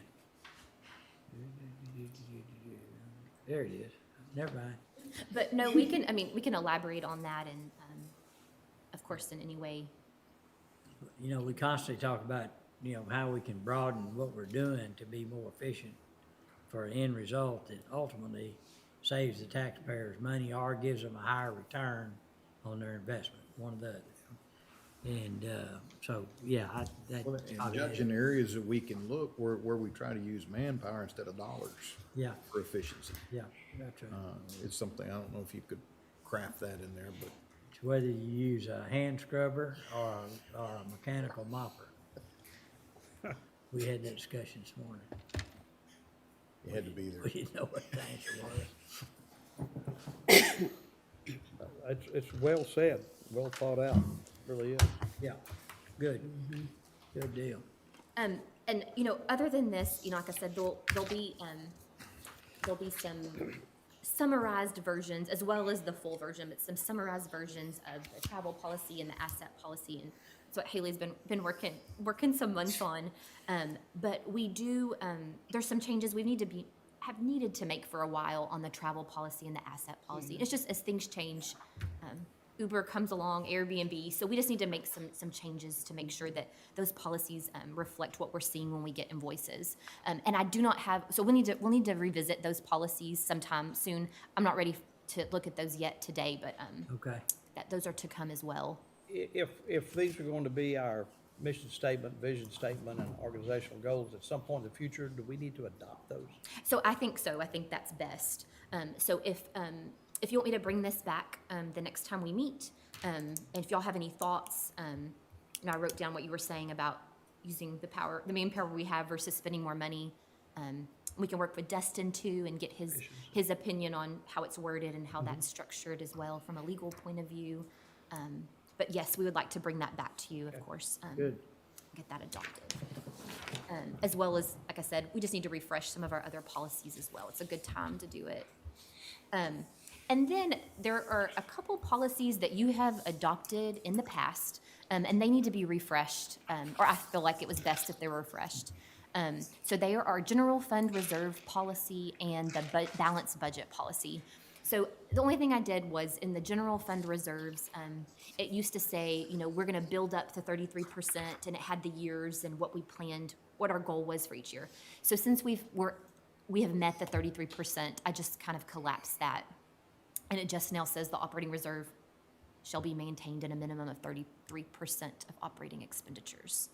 And then the balanced budget is just, saying that our definition of a balanced budget and what your goal is as far as funding recurring expenditures each year. So again, these are two that we've already adopted, just refreshed a little bit. Well, and I think, like Commissioner Smith was saying, bring those, we'll have an open discussion in the court about all those different things, including the general fund reserves. When I go to these conferences, which we hadn't been to in quite a while because of COVID, but I would ask the county judges or the commissioners, did they have a reserve policy? And surprisingly, it was only about half of them that did. But most of them had around anywhere from 25 to 45%. And so I don't know, 33 that was one we adopted back when we didn't have a policy. It only said we were going to balance our budget. As far as I remember. And so that was one of the things we tried to set as a goal coming out of the Valley of Tears we were in back 8 years ago. But, 33 might be the right number, but let everyone talk about it and see what they feel about it. And I think if There used to be we started at 30 and then we increased a percent a year till we got to 33. Yes, we went from 29. 29, yes. But our ending goal was gonna be 33, but in fact, you were the ones that said, let's step it in, and we started at 28, 30, we went on up till we got to 33. And then we just blew the roof off of it. Yeah. As a general rule of thumb, it used to be, I know in some of the things I was involved in, that your reserve needed to be able to handle, was it 3 months of operating expenses if you didn't have any other revenue coming in? That's where we started. Does that cover, does 33% cover, or what would 3 months of operating expenses total for us? So, I think if that, you would just probably want to adopt 25% if you, spread it evenly. Of course, your expenditures are, a roller coaster through the year, but What do we average on operating expenses per month? What, do we have it at? Our expense budget's 110. 110, yes. 110 divided by 12? Yeah. And that's where the 33% comes from as well, so it's built in. And so, when you look at the monthly reports, the beginning, you always have a lot spent at the very beginning, and usually have a lot spent at the very end. And so, that skews it. But yes, if you were just dividing it evenly over the 12 months, and our revenue's the same, being tax revenue, it's gonna ramp up quickly and then dwindle through the year. And that's generally financial institutions and looking at companies, look at companies that have reserves of about that amount. I forget which one of the ratios it was, but then the other one was your debt to income and those things. So. Very good. And then, Commissioner, as we go through the budget workshops, each day we meet, I'll give you an update of, you know, here's what you approved yesterday, here's where we're at, here's what our ending fund balance would look like as if you adopted today, and then what percentage of our fund balance, or of our expenditures are we at? So each day we'll know where we're at in relations to that policy, what our tax rate would be, those types of things, so. The other thing, the other consideration is your bonding, your credit rating by Moody's or whatever, and they're gonna look at your liquidity. You bet. And so we try to keep enough, but in 2011, 12, and 13, we wouldn't go out for any debt because we were scared to ask what our rating was until we got, and so. That's for real. Yeah, I mean, that's where you're scared now. But then we, you know, things started working and the community went with us on being able to get out of the hole by raising the tax rate, and we did. And so then we promised them that we would lower it back as long as we could keep that reserve at a level that was safety and soundness, and it gave us a good bond rating. So when we went out for debt, we got the lowest rate a county could get. And so it paid off. That's a benefit to the taxpayer. You bet it is. You bet it is. That was Absolutely. a method to our madness right there. Well, unless you all have any other questions now, that's what I had for today. So just to talk on those. That's for today. So But we're ready to start on the 29th and I hit it like hard. this though, guys, because it's kind of taking it to the next, comes to that later, next huh? level, right? And, man, our budget process has become so clean and transparent, and thank you guys for that. And you're proud of it. When we get these and we see where we're at and where I'm proud of this stuff, so thank y'all. And, you know, you made reference to like the travel policy. Well, that's something we should have out there, that people shouldn't be suspicious that we've got some kind of loosey-goosey policy when we don't. So get it out and make it transparent so the public can see it. Yes. And, good idea. I'm just wondering if on a yearly basis, there are some policies that need to be on a yearly basis reviewed like travel policy so that on a yearly basis, the public has the opportunity to see and hear what they are. So Definitely. And, you know, those just, you know, don't get updated a whole lot. But as we administer the policies, as in, you know, processing invoices for travel, or purchases of assets, you know, things pop up that we know that the policy needs to be a little more clear. So it's kind of the list of things that's in our head that needs to be changed. But I think it's great to always review Commissioner each year. Miller, you might help. When did we do a total revision of our policy handbook? Oh, it was under Amanda. Yeah, right Yeah. after. So the personnel policy is kind of a different document, the way it's been here, just consistent. So it's its own document. And I know they refresh that frequently, but some of these kind of standalone policies, Right. Should it be one and the same though? Should it reflect exactly what? I think yes, if you had Yeah. She does one- include They it. they connect Yeah, it's included in the because personnel you can't policy. have a personnel policy about travel that doesn't. That It's not in the manual. exactly as yours reads and not. And, you know, of course, these policies have been out there, but like you said, it's sometimes hard for employees to find or know where to look at. Yeah. And so I think that would be great. But just a point of clarification, that's what they embed into the personnel policy. They just take your policy and they put it into the book. Oh, is there a portion in there that's stuck in there? Okay. page 495 of the personnel policy. Well, we will, just, you know, give me any feedback you have about these things we covered today, and then we'll bring back these policies as well as the travel and the asset and all those, and then we'll have a discussion and we'll have y'all formally adopt them when y'all are ready to. Okay. Okay. Well, again, if, in regards to the schedule, if anyone has a conflict or something, let us know. Yes, because let us we- know as soon as possible. Our best chance to adjust these things is right now, rather than once we're, next days when we're supposed to be there.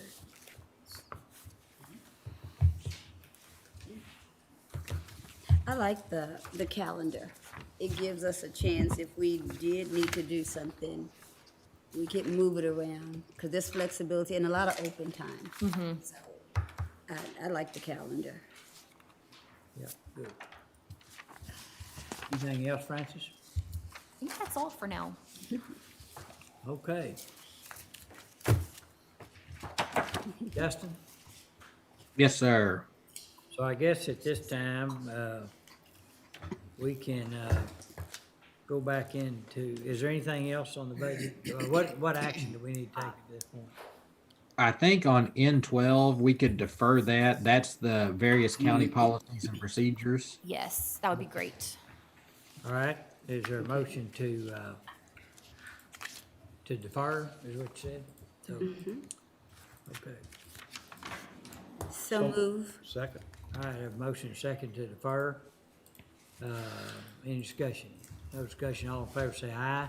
Aye. Oppose? Pass.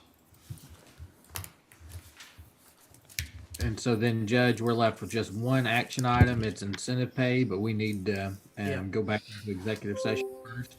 All right, what we'll do there, we're gonna go into executive session, then we'll come out and we'll act on that agenda item. So, this time we'll go into executive session under section 551.074 of the Government Code regarding personnel matters, included but not limited to personnel reviews and compensation. It is.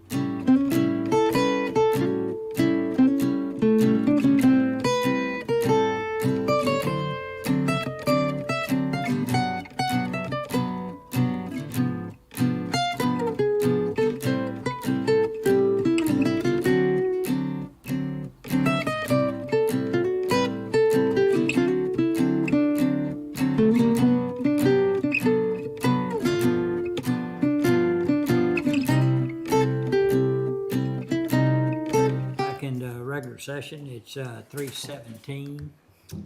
Okay, Dustin, if you'll describe the agenda item. Yes, sir. We'll go back to item E3B, consideration and possible action on department heads incentive pay list. Anna?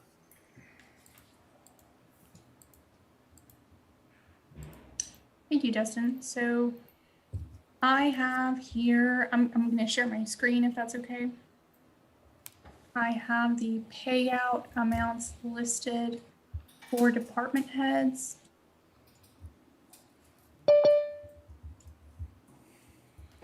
Can everyone see my screen? I can. Okay. So the amount calculated for payout here is a percentage of each department head salary, and that percentage is based on each individual's rating.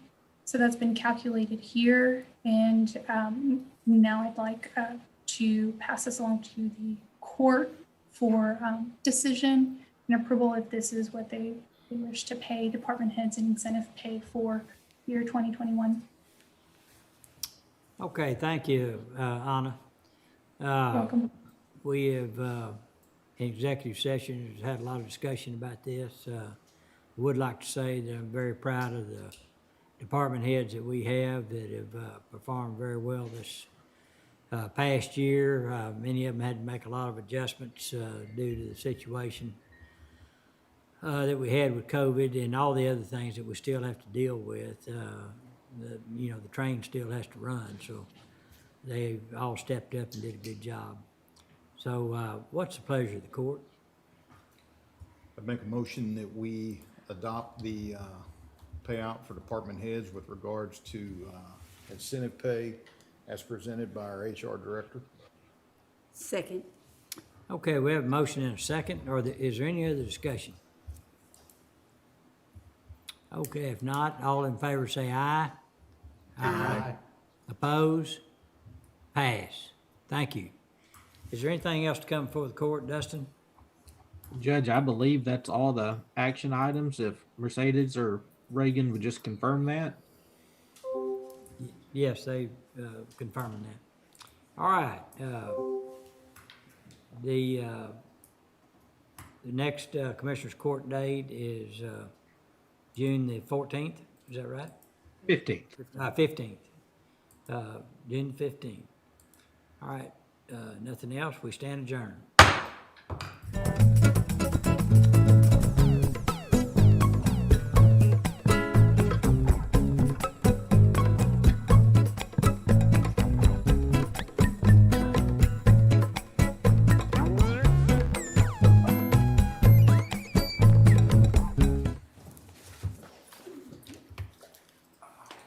Thank you. See ya.